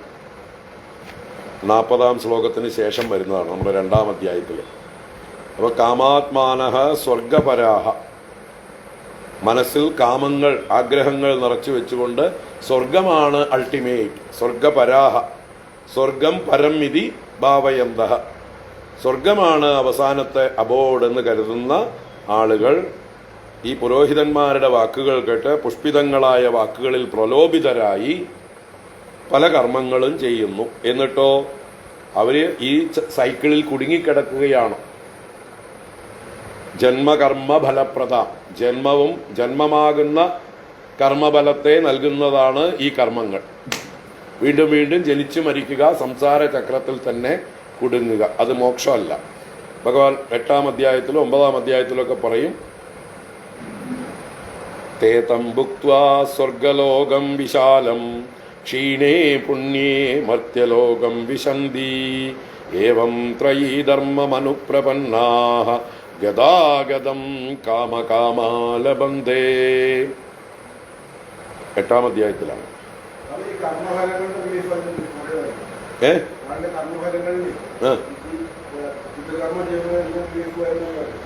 ഉണ്ടല്ലോ, വരും. അല്ല, ആശ്വാസം ഉണ്ടാവും തീർച്ചയായിട്ടും. അതാ, ജീവിച്ചിരിക്കുമ്പോൾ നോക്കലാണ് മുഖ്യം. അതിലേക്കുള്ള മൈൻഡ് സെറ്റ് ഉണ്ടാക്കാനാണ്. അല്ല, കഴിഞ്ഞിട്ടും ഇത്രയും സ്നേഹവും കൃതജ്ഞതയും കരുതലും പിതൃക്കളോട് നമ്മളെ പൂർവീകര് കാണിക്കുന്നത് കാണുമ്പോൾ നമ്മുടെ ഉള്ളിൽ എന്താ തോന്നുന്നത്? ജീവിച്ചിരിക്കുമ്പോഴെങ്കിലും അവരെ വേണ്ട പോലെ നോക്കണം എന്നുള്ളൊരു ആറ്റിറ്റ്യൂഡ് നമ്മുടെ ഉള്ളിൽ ഉണ്ടാവണം. അത് ഉണ്ടാക്കാൻ വേണ്ടിയിട്ടാണ് ഈ ഇതെല്ലാം ഉണ്ടാക്കി വെച്ചിരിക്കുന്നത്. അപ്പോൾ അതുകൊണ്ട് തന്നെ ഇപ്പം നമ്മുടെ ഇടയിൽ കാണുന്ന ഒരു ട്രെൻഡാണ്, നല്ല ചെറുപ്പക്കാരായിട്ടുള്ളവർ അവരുടെ അച്ഛനും അമ്മയൊക്കെ മരിച്ചു കഴിഞ്ഞാൽ കാശിയിലോ അല്ലെങ്കിൽ ഗയയിലോ ഒക്കെ ചെന്നിട്ട് അവസാനത്തെ ശ്രാദ്ധം ചെയ്ത് സമർപ്പിക്കുക. അതെ, വൺ ടൈം സെറ്റിൽമെന്റ്. ഇനി ഈ പണിക്ക് ഞാനില്ല എന്ന് പറഞ്ഞിട്ട് അവര് അവിടെ കൊണ്ടുപോയി ഇവർക്കൊരു സമാധാനത്തിന് വേണ്ടി അവിടെ ചെന്നാലേ ആവുള്ളൂ എന്ന് വിചാരിച്ചുകൊണ്ട് അവിടെ ചെന്ന് സമർപ്പിക്കുന്ന ഒരു ട്രെൻഡ് ഉണ്ട്. കാരണം ഇനി എനിക്ക് എല്ലാ മാസവും അമാവാസി തോറും ചെയ്യാൻ പറ്റില്ല, കർക്കിടക വാവിന് ചെയ്യാൻ പറ്റില്ല, തുലാവാവിന് ചെയ്യാൻ പറ്റില്ല, ശ്രാദ്ധത്തിന് ഒട്ടും പറ്റില്ല എന്നൊക്കെയുള്ള ആ ബിസി ആയിട്ടുള്ള ആൾക്കാർ എല്ലാം കൂടി സെറ്റിൽ ചെയ്യണം അവിടെ പോയിട്ട് ചെയ്തിരുന്നത്. അത് വാസ്തവത്തിൽ പര്യാപ്തമല്ല. അതൊരു എസ്കേപ്പിസമാണ്. ഷോർട്ട് കട്ട് നോക്കി രക്ഷപ്പെടുകയാണ്. വാസ്തവത്തിൽ ആരോഗ്യമുള്ള കാലത്തോളം അത് ചെയ്യണം, അല്ലെങ്കിൽ സന്യാസം സ്വീകരിക്കുന്നത് വരേക്ക് അത് ചെയ്യണം എന്നുള്ളതാണ് വിധി. നിങ്ങൾക്ക് 80-ാം വയസ്സായി, നടക്കാൻ വയ്യ, ഇരിക്കാൻ വയ്യ, ശ്രാദ്ധകർമ്മങ്ങൾ ചെയ്യാൻ വയ്യ, ആരോഗ്യമില്ല, നിർബന്ധിക്കില്ല, നിങ്ങളെ നിർബന്ധിക്കില്ല, നിങ്ങൾക്ക് എക്സെപ്റ്റ് ചെയ്തിട്ടുണ്ട്. അല്ലെങ്കിൽ ചെറുപ്രായത്തിലെ ആരോഗ്യം പോയി, മറ്റു കാര്യങ്ങൾക്കൊന്നും പ്രാപ്തിയില്ല, സ്വന്തം കാര്യങ്ങളൊന്നും ചെയ്യാൻ പ്രാപ്തിയില്ലാത്തവരാണെങ്കിൽ അവർക്കൊക്കെ ഉള്ളതാണ് എന്ത്? എക്സംഷൻ. ഈ എക്സംഷനാണ് ഈ വൺ ടൈം.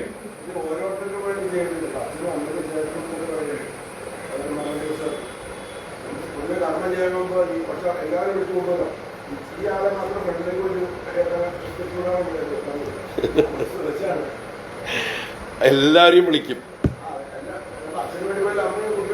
അതെ, 21 തലമുറയും വിളിക്കും.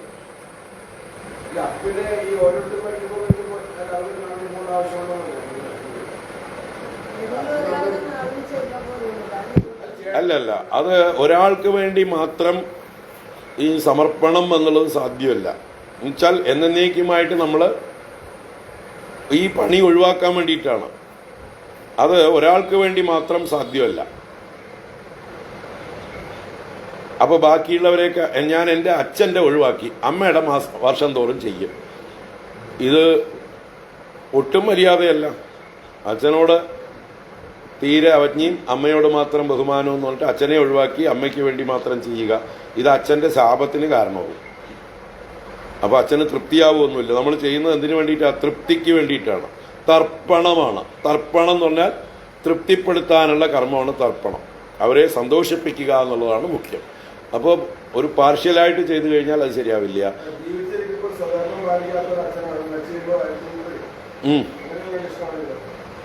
അത് നമ്മൾക്ക് നമ്മുടെ കർത്തവ്യമാണെന്ന് ചെയ്യേണ്ടതാണ്. അച്ഛൻ എന്തോ ആയിക്കോട്ടെ, അച്ഛൻ്റെ സ്വഭാവവും പ്രാരബ്ധവും ഒക്കെ വേറെ ആയിരുന്നു. നമ്മളോട് ഇണങ്ങിപ്പോയിട്ടില്ല, നമുക്ക് വേണ്ടതൊന്നും ചെയ്തിട്ടില്ല. പക്ഷേ നമ്മൾക്ക് ജന്മം തന്ന ആളാണോ? അതെ, അതിന് സംശയമില്ലല്ലോ. അപ്പം അതുകൊണ്ട് ഇല്ല, അതിനെന്താ സംശയം? അത് അവരുടെ ഒരു ഗിൽറ്റി കോൺഷ്യസ് മാറാൻ വേണ്ടിയിട്ടാണ് അവർ ചെയ്യുന്നത്.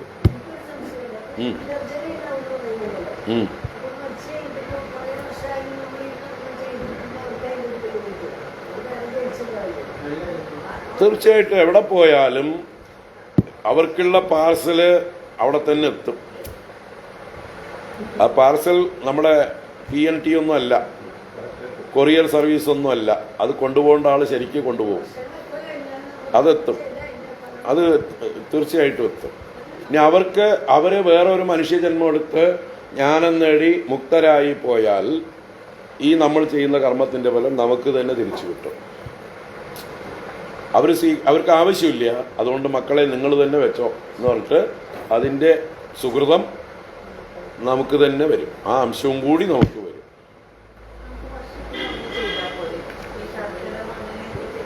അല്ല, എല്ലാ അമാവാസിക്കും ചെയ്യുക എന്നുള്ളതായിരുന്നു ഒരു മര്യാദ.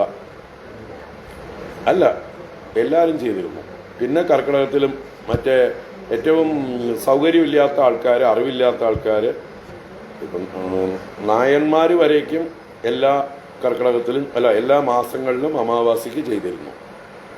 അതിൽ താഴെയുള്ളവരാണ്, അല്ലെങ്കിൽ അന്നത്തെ സമൂഹ വ്യവസ്ഥ അനുസരിച്ച് അവർ മാത്രം വർഷത്തിൽ കർക്കിടക വാവിന് മാത്രം പോയിട്ട് ഇത് ചെയ്യുന്നു.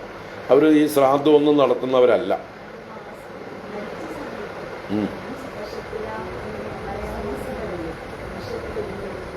അതെ, അതാണ് ശ്രാദ്ധം എന്ന് പറയുന്നത്. ആ ശ്രാദ്ധത്തിൽ ചെയ്യുന്നത് ആ വ്യക്തിയെ മാത്രം ഉദ്ദേശിച്ചുകൊണ്ടുള്ളതാണ്. അതിന് ഏകോദിഷ്ട ശ്രാദ്ധം എന്ന് പറയും. ഒരു വ്യക്തി മരിച്ച തിഥി നോക്കി ചെയ്യുന്നത് ആ വ്യക്തിക്ക് മാത്രമുള്ള ശ്രാദ്ധം. അതിനാണ് ഏകോദിഷ്ട, ഏകനെ ഉദ്ദേശിച്ചിട്ടുള്ള ശ്രാദ്ധം, ഒരാളെ ഉദ്ദേശിച്ചിട്ടുള്ളത്. മറ്റത് അമാവാസി തോറും നമ്മൾ ചെയ്യുന്നത് ബഹുദ്ദിഷ്ട ശ്രാദ്ധം എന്നാ പറയുക. ബഹു ഉദ്ദിഷ്ടം, പലരെ ഉദ്ദേശിച്ചുകൊണ്ട് എന്ന് പറഞ്ഞാൽ നമ്മുടെ പൂർവികരായിട്ടുള്ള പിതൃക്കൾ ഒരുപാട് പേരുണ്ടാവും. മുത്തശ്ശന്മാര്, അല്ലെ മാതാമഹൻ, പിതാമഹൻ, അവരുടെ പല പരമ്പരകള്.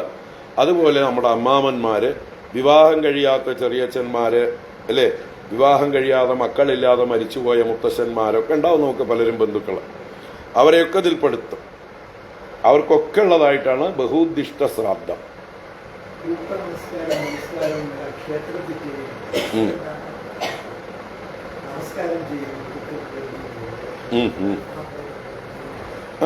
അത് ഈ പിതൃകർമ്മങ്ങളുടെ ഭാഗമാണ്. പിതൃക്കൾക്കുള്ളതെല്ലാം പിതൃകർമ്മങ്ങളുടെ ഭാഗം.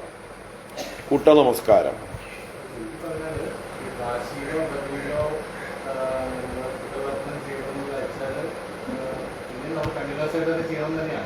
അതുകൊണ്ട് അവർക്ക് ഒരു ബൾക്കായിട്ടുള്ള ഒരു ബെനിഫിറ്റ് ഉണ്ടാവും. പക്ഷേ നമ്മൾ നിർത്താൻ പാടില്ല. എന്തുകൊണ്ട്? നമുക്ക് വരും തലമുറകളോട് ആ ഒരു കടപ്പാടുണ്ട്. എന്താണ്? അവർക്ക് കാണിച്ചു കൊടുക്കണം. നമ്മൾ ആചരിച്ച്, അല്ലെങ്കിൽ നമ്മൾ വീട്ടിൽ നിൽക്കാൻ പാടില്ല.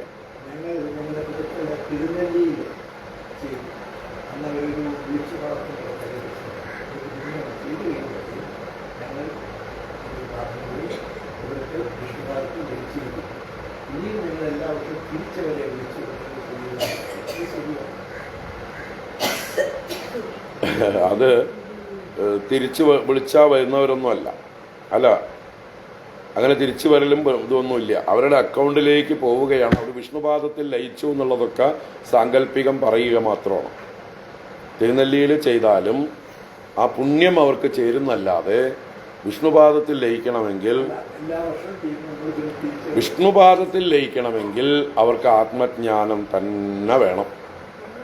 നിങ്ങൾ ശങ്കരാചാര്യരെ ഫോളോ ചെയ്യുന്നുണ്ടെങ്കിൽ അദ്വൈത വേദാന്തം ഫോളോ ചെയ്യുന്നുണ്ടെങ്കിൽ ഇത്രയേ ഉള്ളൂ. അവർക്ക് മോക്ഷം കിട്ടണമെങ്കിൽ, അവർ വിഷ്ണുപാദത്തിൽ ലയിക്കണമെങ്കിൽ അവർ ആത്മജ്ഞാനം നേടണം. നിങ്ങൾ ചെയ്യുന്ന കർമ്മങ്ങളെ കൊണ്ട് ആവില്ല. ശങ്കരാചാര്യര് പറയും, നിങ്ങൾക്ക് വിശന്നാൽ മക്കൾ ഭക്ഷണം കഴിച്ചാൽ നിങ്ങളുടെ വിശപ്പ് മാറുമോ?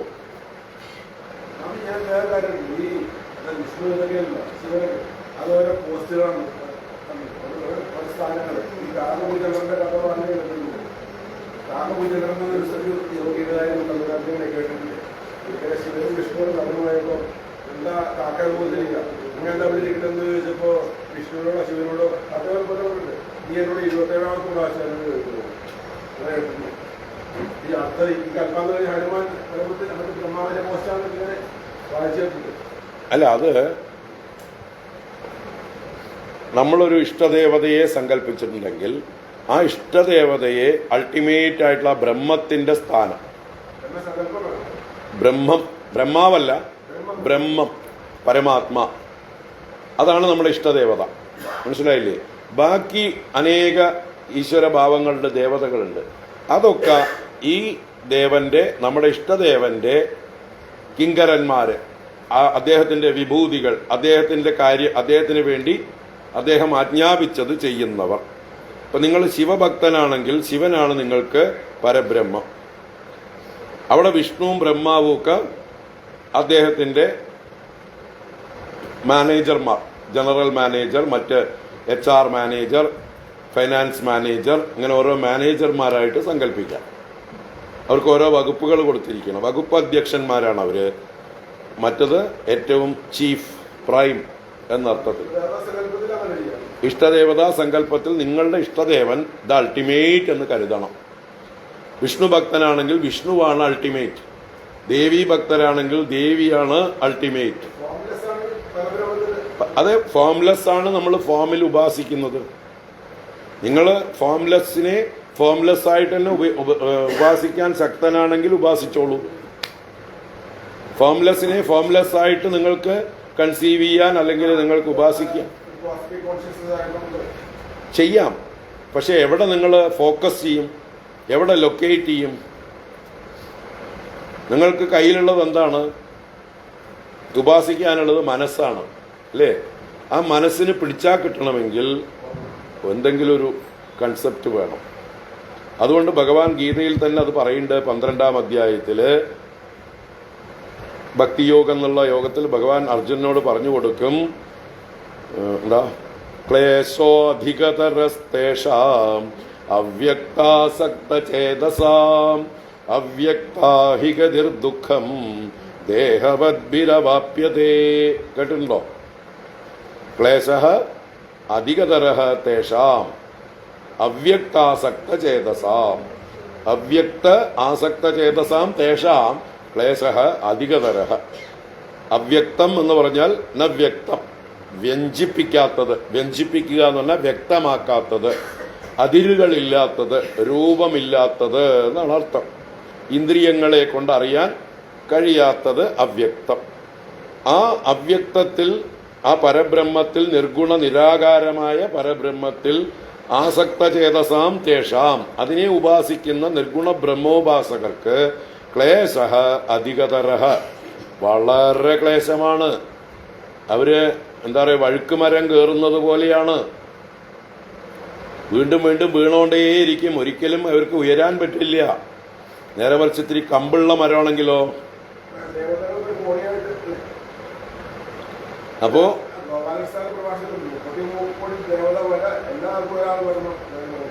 അപ്പോ പറഞ്ഞു വന്നത് ക്ലേശോ അധികതരസ്തേഷാം അവ്യക്താസക്തചേതസാം അവ്യക്താഹി ഗതിർ ദുഃഖം ദേഹവദ്ഭിഹി അവാപ്യത്തെ.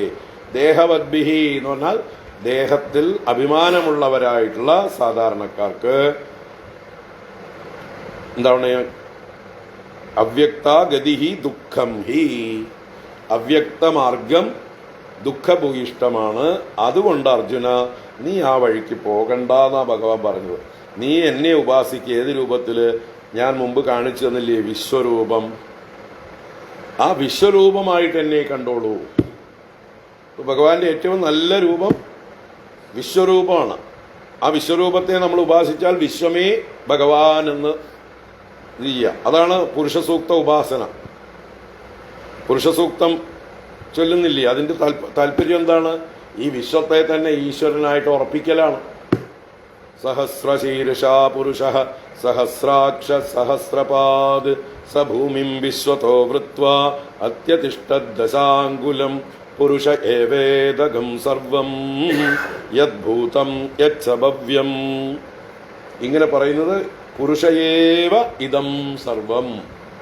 ആ പുരുഷനാണിതെല്ലാം. യദ്ഭൂതം, ഇതുവരെ എന്തെല്ലാം ഉണ്ടായിട്ടുണ്ടോ, യത്സഭവ്യം, ഇനി എന്തെല്ലാം ഭവിക്കാനുണ്ടോ. ഇതം എന്ന് പറയുമ്പോൾ ഇപ്പൊ കാണുന്നതെല്ലാം. അപ്പൊ ഭൂതം, വർത്തമാനം, ഭാവി എന്തെല്ലാം ഉണ്ടായിട്ടുണ്ടോ എല്ലാം ആ പുരുഷനാണ്, വിരാട് പുരുഷനാണ്, വിശ്വരൂപനാണ്, ഭഗവാനാണ്.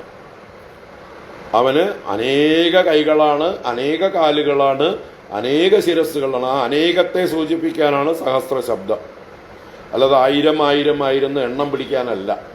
അങ്ങനെയാണെങ്കിൽ 1000 തലയ്ക്ക് 2000 കാല് വേണം, വേണ്ടേ? മിനിമം മാത്തമാറ്റിക്സ് അറിയുന്നവർക്ക് സഹസ്രശീർഷ പുരുഷ സഹസ്രാക്ഷ 1000 കണ്ണേ പറഞ്ഞുള്ളൂ. അങ്ങനെയാണെങ്കിൽ 2000 കണ്ണ് പറയണ്ടേ? സഹസ്രപാദ് 1000 കാലേ. അവിടെ സഹസ്ര ശബ്ദത്തിന് അനന്തം എന്നാണ് അർത്ഥം. നമ്മൾ മലയാളത്തിൽ കോടിക്കണക്കിന്, ആയിരക്കണക്കിന് എന്ന് പറയുന്നതിന്റെ അർത്ഥമാണ് അവിടെ. അനന്തം, അനേകം, ധാരാളം. കാണുന്ന ശിരസ്സെല്ലാം അവന്റെ ശിരസ്സാണ്. പട്ടിയുടെയും പൂച്ചയുടെയും ഉറുമ്പിന്റെയും ഈച്ചയുടെയും അടക്കം സകല ശിരസ്സുകളും ഈശ്വരന്റെ ശിരസ്സുകളാണ്. സകല പാദങ്ങളും ഈശ്വരന്റെ പാദങ്ങളാണ്. കാണുന്ന ഈ വിശ്വത്തിലെ എല്ലാം ഈശ്വരന്റെ അവയവങ്ങളാണ്. വൃക്ഷങ്ങൾ കാണുമ്പോൾ അവന്റെ രോമങ്ങളായി ഭാവിക്കുക. മേഘങ്ങളെ കാണുമ്പോൾ അവന്റെ ശിരോരോമങ്ങളായി, കേശങ്ങളായി കാണുക. പർവ്വതങ്ങളെ അവന്റെ അസ്ഥികളായിട്ട് കാണുക. നദികളെ അവന്റെ നാഡീഞരമ്പുകളായി കാണുക. സമുദ്രത്തെ അവന്റെ കുക്ഷിയായിട്ട് കാണുക. അന്തരീക്ഷ വായുവിനെ അവന്റെ പ്രാണവായുവായി കാണുക.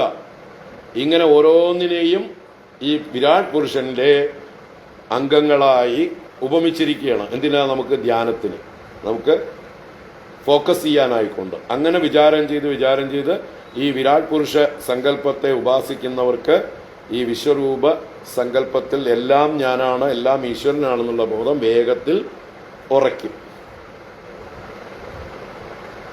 അല്ലാതെ രൂപമില്ലാത്തതിനെ പിടിക്കാൻ ചെന്നാൽ അത്യന്തം ക്ലേശമാണ്.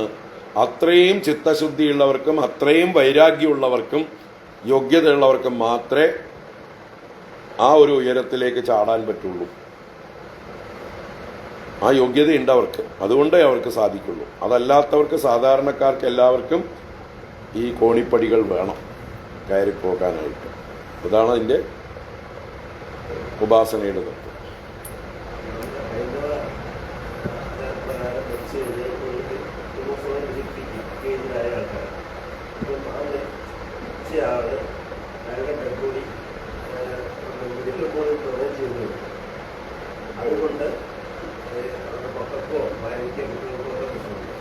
ഒരു പ്രശ്നമില്ല, ഒരു പ്രശ്നമില്ല. കൊടുക്കാൻ ഉദ്ദേശമുള്ളത് കൊടുത്തോളൂ. ഇത് ഞാനല്ല എന്നാണ് നമ്മളെ പറഞ്ഞ് പഠിപ്പിക്കുന്നത്. അപ്പൊ നിങ്ങളുടെ കീറിയ ഷർട്ട് നിങ്ങൾ ആർക്കെങ്കിലും ദാനം ചെയ്തു, അല്ലെങ്കിൽ പഴയ ഷർട്ട് കീറിയിട്ടില്ല, നല്ല തന്നെ ഉപയോഗിക്കാൻ യോഗ്യമായിട്ടുള്ളത് ആർക്കെങ്കിലും കൊടുത്തു, അവർക്ക് പ്രയോജനം ഉണ്ടാവട്ടെ. അപ്പൊ നിങ്ങൾക്ക് ദേഹാഭിമാനം തീരെ ഇല്ല. മക്കൾക്ക് അതുകൊണ്ടൊന്നും ദോഷമില്ല. മക്കൾ ഈ ശരീരത്തിനല്ല കർമ്മം ചെയ്യുന്നത്. ശരീരത്തിനല്ല കർമ്മം, ആത്മാവിനാണ്. അവിടെ ജീവാത്മാവിനാണ് കർമ്മം, ആ വ്യക്തിത്വത്തിനാണ് കർമ്മം. സൂക്ഷ്മ ശരീരത്തിലാണ് അയാൾ പോകുന്നത്.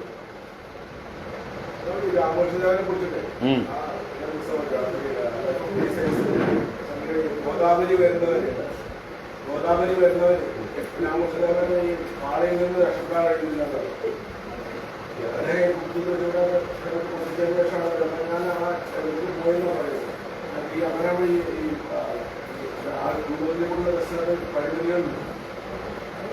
അത് വരും. രൂപത്തിലൂടെ ഉപാസിക്കുന്നവർക്ക് രൂപത്തെ വിടാൻ പ്രയാസമാവും. അതിനാണ് ആ ധ്യാനം വേണ്ട പോലെ ഗുരുക്കന്മാരിൽ നിന്ന് പരിശീലിച്ചാൽ അത് സാധിക്കും. ഇപ്പോൾ ഭാഗവതത്തിലെ ആരംഭത്തിൽ തന്നെ ശ്രീശുക ബ്രഹ്മർഷി പരീക്ഷത്തിന് ഉപദേശം ആരംഭിക്കുമ്പോൾ ഭഗവാന്റെ മൊത്തം ശരീരത്തെ ഒന്ന് ധ്യാനിക്കാൻ പറയും. എന്നിട്ട് സാമാന്യം ഒന്ന് ധ്യാനിച്ച ശേഷം അംഗപ്രത്യംഗം ധ്യാനിക്കാൻ പറയും. പാദാദി കേശം. ആദ്യം ഭഗവാന്റെ പാദത്തെ മനസ്സിൽ നല്ലോണം ധ്യാനിക്കുക. അത് കുറേ കാലം ചെയ്യണം. പാദം മാത്രം ധ്യാനിക്കുക. എന്നിട്ട് പാദം മനസ്സിൽ നല്ലോണം എപ്പോൾ വിചാരിച്ചാലും തെളിഞ്ഞു കാണാറാവും പരിശീലനം കൊണ്ട്. അങ്ങനെ നല്ലോണം തെളിഞ്ഞു കാണുമ്പോൾ പാദത്തെ വിട്ട് ഞെരിയാണിയെ ധ്യാനിക്കുക. ആങ്കിൾ, ഭഗവാന്റെ ആ മഞ്ചീരം പാദസരമൊക്കെ ഉള്ളതായിട്ടുള്ള ഞെരിയാണിയെ ധ്യാനിക്കുക. അതിൻ്റെ സൗന്ദര്യത്തെ ആസ്വദിക്കുക. അതിൽ മനസ്സിനെ ഫോക്കസ് ചെയ്യുക. അത് കുറേ കാലം അഭ്യസിച്ച് കഴിയുമ്പോൾ അത് നല്ല ക്ലിയറായിട്ട് കാണാതെ മാത്രം. അത് ഉറച്ചു കഴിഞ്ഞാൽ എന്ത് ചെയ്യണം? ഭഗവാന്റെ ജംഘ എന്ന് പറയുന്ന മുഴങ്കാലിനെ ധ്യാനിക്കണം. അതിൻ്റെ സൗന്ദര്യം ആസ്വദിക്കണം. അതിൽ മനസ്സ് കുറേ കാലം അഭ്യസിച്ചിട്ട് വേണം ഉറപ്പിക്കാൻ. അത് കഴിഞ്ഞ് അത് ഉറച്ചു കഴിഞ്ഞാലോ അതിനെ വിട്ട് കാൽമുട്ടിനെ ധ്യാനിക്കണം. കാൽമുട്ടിൽ മനസ്സുറച്ചാലോ അതിനെ വിടണം. തുടകളെ ധ്യാനിക്കണം. തുടയിൽ മനസ്സുറച്ചാലോ ഇതൊന്നും ഒരു ദിവസമോ അരമണിക്കൂറോ കൊണ്ട് ചെയ്യാനല്ല പറയണത്. ഇത് it will take long time, long practice അല്ലേ? അപ്പൊ ഞാൻ ഇത്രയും കഷ്ടപ്പെട്ട് ഭഗവാന്റെ പാദത്തെ ധ്യാനിച്ചത് അതിനെ വിടാൻ പറയാനാ എന്ന് ഗുരുവിനോട് ചോദിച്ചാലോ? ഞാൻ എത്ര കഷ്ടപ്പെട്ടിട്ടാ ഭഗവാന്റെ പാദത്തെ ഇപ്പം എനിക്ക് കണ്ണടച്ചാൽ തെളിഞ്ഞു കാണുന്നത്, ഞാനിതിനെ വിടില്ല എന്ന് പറഞ്ഞാൽ നിങ്ങൾ LKG തന്നെ ഇരുന്നോളൂ എന്നാണ് അതിൻ്റെ അർത്ഥം. ഗുരു പറയണു നിങ്ങൾ അത് വിട്ടിട്ട് അതിൻ്റെ അടുത്ത സ്റ്റേജിലേക്ക് കടക്കൂ. അപ്പോൾ അവിടെ ധ്യാന പരിശീലനമാണ് മുഖ്യം, അല്ലാതെ ആ ഓർഗൻ അല്ല. ഭഗവാന്റെ ഏത് അവയവമാണ് ധ്യാനിക്കണം അതല്ല പ്രാധാന്യം. ധ്യാന പരിശീലനം എപ്പോൾ വിടണം തോന്നിയാൽ വിടാൻ കഴിയണം, ഏതിനെ പിടിക്കണം തോന്നിയാൽ പിടിക്കാൻ കഴിയണം. മനസ്സിന് ആ ശക്തി ആർജിക്കലാണ് അഭ്യാസം കൊണ്ട് സാധിക്കുന്നത്. അഭ്യാസം അതാണ്. അഭ്യാസം നമ്മൾ വിചാരിച്ചിടത്ത് മനസ്സിനെ നിർത്താൻ കഴിയണം. അതിനാണ് ഈ അഭ്യാസം. അപ്പം ഇങ്ങനെ ധ്യാനിച്ച് ഭഗവാന്റെ മുഖമെത്തി. മുഖത്തെ മൊത്തത്തിൽ ധ്യാനിച്ചു. ഭഗവാന്റെ കണ്ണുകളെ ധ്യാനിച്ചു, മൂക്ക് ധ്യാനിച്ചു, ചെവി ധ്യാനിച്ചു, ചുണ്ടുകളെ ധ്യാനിക്കൂ എന്ന് പറഞ്ഞു. ചുണ്ടുകളെ ധ്യാനിച്ച് കുറച്ച് ചുണ്ട് ക്ലിയറായിട്ട് കാണാൻ തുടങ്ങിയാൽ ഭഗവാന്റെ ഉള്ളിലുള്ള പല്ലുകൾ ധ്യാനിക്കുക. ആ പല്ലിൽ നിന്ന് പൊഴിയുന്ന മന്ദഹാസം ധ്യാനിക്കുക. മന്ദഹാസം ധ്യാനിക്കുമ്പോൾ ചുണ്ടും പല്ലും ഒക്കെ വിടുക. ചുണ്ടും പല്ലും ധ്യാനിക്കാതെ മന്ദഹാസത്തെ ധ്യാനിക്കണം. എങ്ങനെ സാധിക്കും? ചുണ്ടില്ലാതെ പല്ലില്ലാതെ നിങ്ങൾക്ക് മന്ദഹാസം തെളിഞ്ഞു കിട്ടുമോ? അപ്പൊ എവിടേക്ക് എത്തി നിങ്ങൾ? എവിടേക്കെത്തി? ആ രൂപത്തെ ധ്യാനിച്ച് മനസ്സിന്റെ ആ എഫിഷ്യൻസി കൂട്ടി, ധ്യാനിക്കാനുള്ള ശക്തി കൂട്ടി, ഏകാഗ്രത കൂട്ടി, സങ്കല്പിച്ചതിനെ ധ്യാനിക്കാൻ സാധിക്കുന്ന പരുവത്തിലാക്കി മനസ്സിനെ. ഇപ്പോൾ മന്ദഹാസം എന്ന് പറഞ്ഞാൽ പൂനിലാവ് പോലെയുള്ള ഒരു ഷേപ്പ്ലെസ് സാധനമാണ് അല്ലേ? അതിനെ ധ്യാനിക്കാൻ. അപ്പോൾ സാകാരത്തിൽ നിന്ന് നിരാകാരത്തിലേക്ക് മനസ്സിനെ ഉയർത്തുക. അപ്പൊ സാകാര ഉപാസനയുടെ തത്വം ഇതാണ്. സാകാര ഉപാസനയിലൂടെ മനസ്സിനെ പാകപ്പെടുത്തി ഉയർത്തി പിന്നീട് സാകാരത്തെ വെടിഞ്ഞ് നിരാകാരത്തിലേക്ക് എത്തുക. അവിടുന്നാണ് പിന്നെ ഈ മന്ദഹാസത്തെ ധ്യാനിക്കാറായാൽ നിങ്ങൾക്ക് അവ്യക്തത്തെ ധ്യാനിക്കാറായി.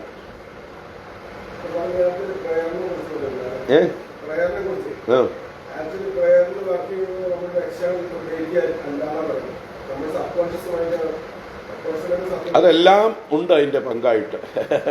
ഓരോരുത്തരും ഓരോ തലത്തിൽ നിന്ന് അതിനെ പറയുന്നു. നമ്മുടെ പ്രയർ എന്ന് പറയുമ്പോൾ നമ്മുടെ സങ്കല്പം തന്നെയാണ്. നമുക്കത് വേണമെന്നുള്ള സങ്കല്പം ആദ്യം ഉണ്ടാവണം. ഉണ്ട്, തീർച്ചയായിട്ടും അവിടെ ഫോക്കസ് ഉണ്ട്.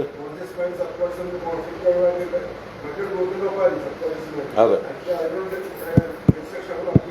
ഇത് ഓരോരുത്തരും ഓരോ ഭാഷ പറയണമെന്നേ ഉള്ളൂ. നമ്മൾ എന്താ പറയുക, അതിൽ ഭ്രമിക്കേണ്ട ആവശ്യമില്ല. നമ്മുടെ സങ്കല്പ ശക്തി തന്നെയാണ് അത് കോൺക്രീറ്റായിട്ട് മുമ്പിലേക്ക് വരുന്നത്. സങ്കല്പം തന്നെയാണ് പ്രാർത്ഥനയും. അപ്പം അതുകൊണ്ടാണ് നമ്മുടെ പൂർവികർ ഏത് കർമ്മം ചെയ്യുമ്പോഴും ആ കർമ്മം എന്തിനു വേണ്ടി എന്ന് ആദ്യം പറയണം. ഇപ്പോൾ പൂജകളൊക്കെ ചെയ്യുമ്പോൾ ശരിയായിട്ടുള്ള സമ്പ്രദായ പ്രകാരം സങ്കല്പ മന്ത്രം ചൊല്ലണം. അതിന് പുരോഹിതന്മാർ നമ്മളോട് പറയും, 2 കൈകളെ ചേർത്ത് പിടിക്കൂ, ഇടതേ കൈൻ്റെ മുകളിൽ വലതേ കൈ ചേർത്ത് പിടിക്കൂ, വലത്തെ തുടയുടെ മുകളിൽ വെക്കൂ. ഇരിക്കും നമ്മൾ ഇരിക്കുമ്പോൾ വലത്തെ തുടയുടെ മുകളിൽ അതിനെ വെച്ചിട്ട് അവർ പറഞ്ഞു തരുന്ന മന്ത്രം അല്ലേ, എന്താണ്?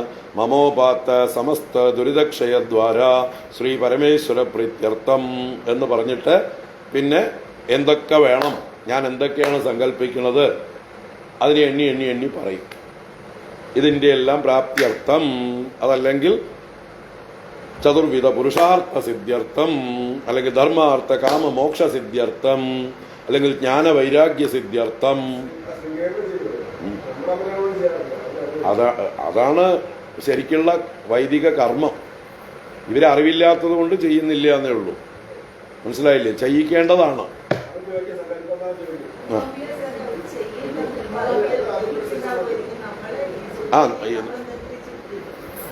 അത് ഈ ആഗമ സമ്പ്രദായ പ്രകാരം കേരളം വിട്ടിട്ടുള്ള ബ്രാഹ്മണരൊക്കെ അത് ചെയ്യിക്കും.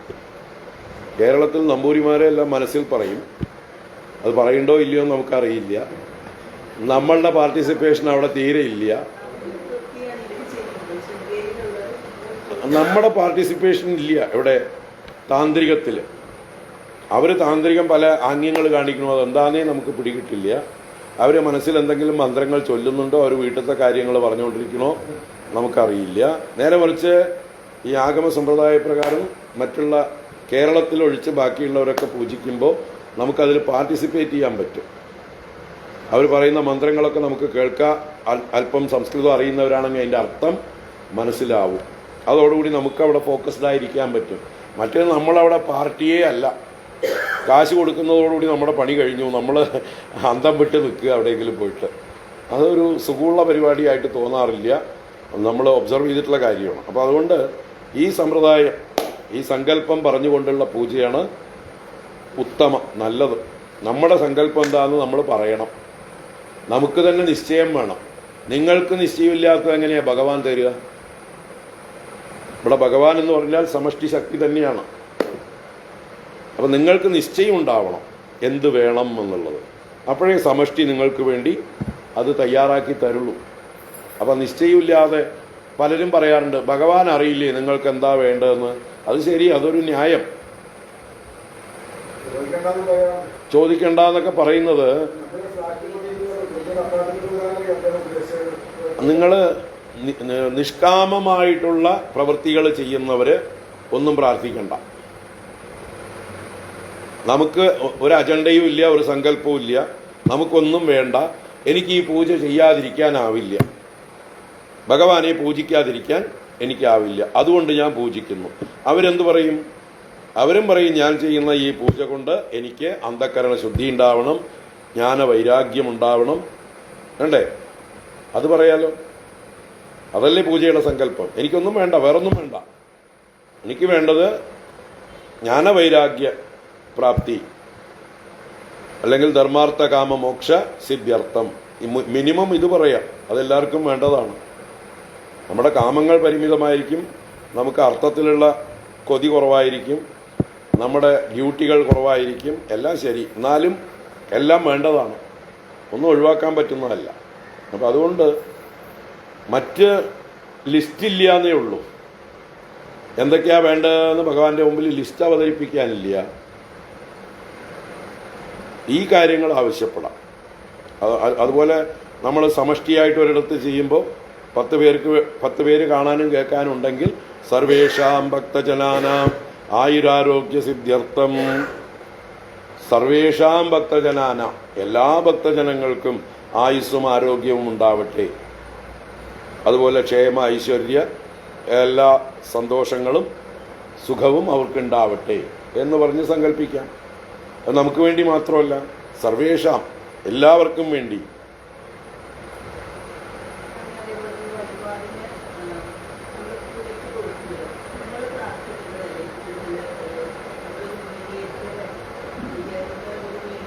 അതെ, നമ്മൾ വീട്ടിലിരുന്ന് പ്രാർത്ഥിച്ചാലേ ധാരാളം മതി. നമ്മൾ ക്ഷേത്രത്തിൽ പോകുമ്പോൾ അവിടെ ഒരു വ്യവസ്ഥ വെച്ചിരിക്കണം, അത്രയേ ഉള്ളൂ. നമ്മൾ ഉദ്ദേശിച്ച കാര്യം അങ്ങടേക്ക് എത്തിക്കാൻ വേണ്ടി ഒരാളെ നമ്മൾ പ്രാർത്ഥിക്കുക തന്നെയാണ് മുഖ്യം. നമ്മുടെ പ്രാർത്ഥന തന്നെയാണ് വലുത്.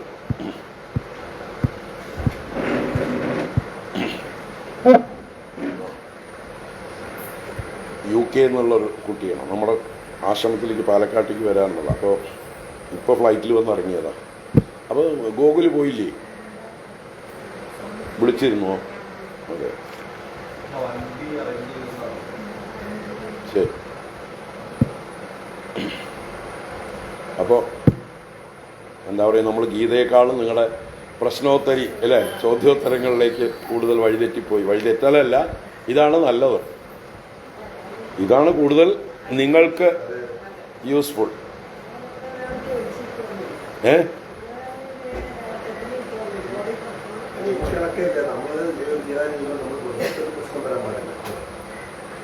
തീർച്ചയായിട്ടും നമുക്കതിൽ നിശ്ചയമുണ്ടെങ്കിൽ ഒരു സംശയവും വേണ്ട.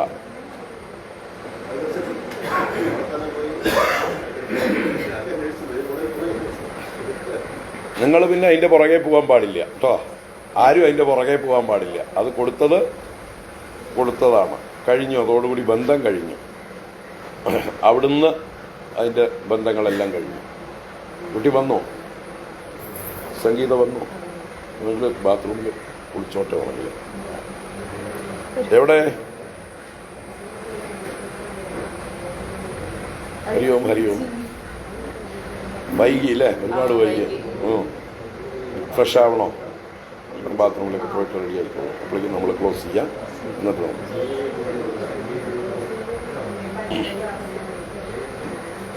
അടുത്ത ക്ലാസ് നമുക്ക് നിശ്ചയിക്കാം. എന്നൊക്കെയാണോ? മൂന്നാമത്തെ ആഴ്ചക്ക് എന്താ ഒരു കൈലാസം പോണെന്നൊക്കെ പറഞ്ഞു. അല്ലേ? നാലാമത്തെ ആഴ്ചയായല്ലോ. നമ്മള് ഇവിടെ സാധാരണ നമ്മൾ നിശ്ചയിച്ചേക്കുന്നത് നാലാമത്തെ ആഴ്ചയാണ് എല്ലാ മാസവും. അത് ഇത്തവണ സ്വാമി അടുത്ത ആഴ്ച എന്തോ പ്രോഗ്രാം ഉണ്ടോ നമുക്ക് മാറ്റിയതാ. അപ്പൊ നാലാമത്തെ ആഴ്ചക്കാക്കാം. ഓക്കെ. ആ,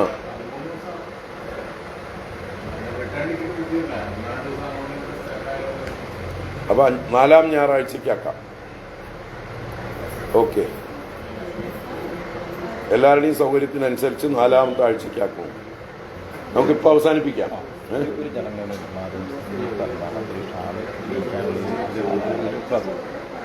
ഓ യെസ്. അപ്പോൾ ഞാനിവിടെ കൺക്ലൂഡ് ചെയ്യട്ടെ. ഓ, നമ്മളിവിടെ ഇന്ന് ചോദ്യോത്തരങ്ങളിൽ സമയം പോയി. ഇനിയിപ്പോൾ അടുത്ത നാലാമത്തെ ഞായറാഴ്ചയ്ക്കാണ് വെച്ചിരിക്കുന്നത്. എല്ലാം ഈശ്വരൻ നിശ്ചയിക്കട്ടെ, ഈശ്വരൻ്റെ കയ്യിലാണ് അല്ലേ. നമ്മളിപ്പോൾ നിശ്ചയിക്കണം, ബാക്കിയൊക്കെ ഭഗവാന്റെ കയ്യിൽ. അപ്പോൾ സമർപ്പിക്കുന്നു. ഓം കായേന വാചാ മനസേന്ദ്രിയൈർവാ ബുദ്ധ്യാത്മനാ വാ പ്രകൃതേ സ്വഭാവാത് കരോമി യദ്യത് സകലം പരസ്മൈ നാരായണായേതി സമർപ്പയാമി. ഓം ശാന്തി ശാന്തി ശാന്തി.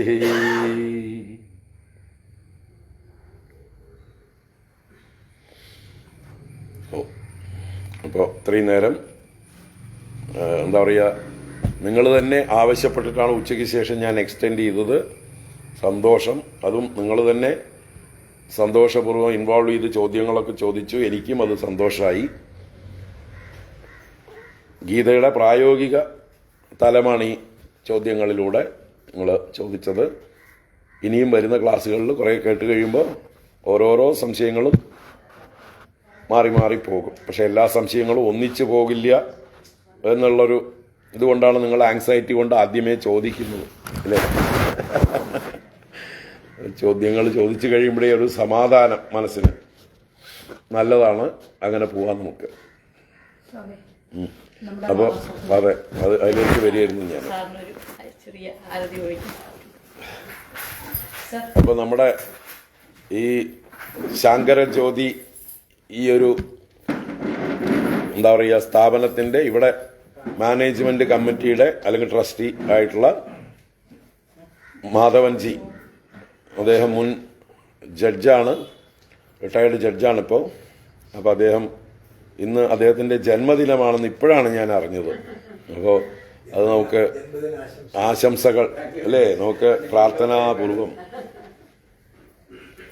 ഇരിക്കൂ, അങ്ങ് ഇവിടെ ഇരിക്കൂ. അദ്ദേഹത്തിന് എല്ലാ പ്രാർത്ഥനകളും എല്ലാ അനുഗ്രഹങ്ങളും എല്ലാവരും കൂടി സമർപ്പിക്കാം.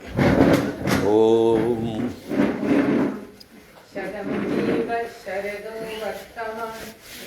ചൊല്ലിക്കോളൂ. ശതം ഹേമന്താൻ ശതമു വസന്താൻ ഇന്ദ്രാഗ്നി സവിതാ ബൃഹസ്പതി ശതായുഷാ ഹവിഷേമ പുനർദുഃ. ഓം ശാന്തി ശാന്തി ശാന്തി. ഇവിടെയാണ് ആള്.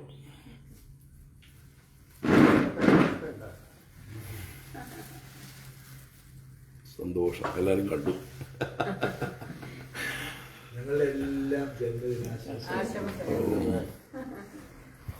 ഞാൻ എൻ്റെ ഒരു പ്രത്യേകമായിട്ടുള്ളൊരു ആശംസകൾ എങ്ങനെയാണെന്ന് വെച്ചാൽ, ഓം സ്വസ്ത്യസ്തു തേ കുശലമസ്തു ചിരായുരസ്തു ഗോദന്തി വാജിധനധാന്യ സമൃദ്ധിരസ്തു ഐശ്വര്യമസ്തു വിജയോസ്തു രിപുക്ഷയോസ്തു സന്താനമസ്തു സതതം ഹരിഭക്തിരസ്തു.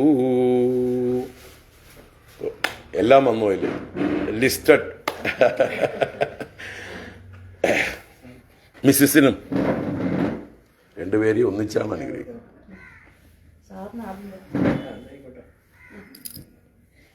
നാരായണ. ഓം.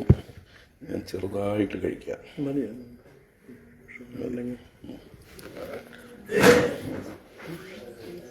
അപ്പൊ ഹരിയും എല്ലാവർക്കും വേണ്ടിയിട്ട് ഞാൻ കഴിക്കുന്നുണ്ട് ലഡ്ഡു.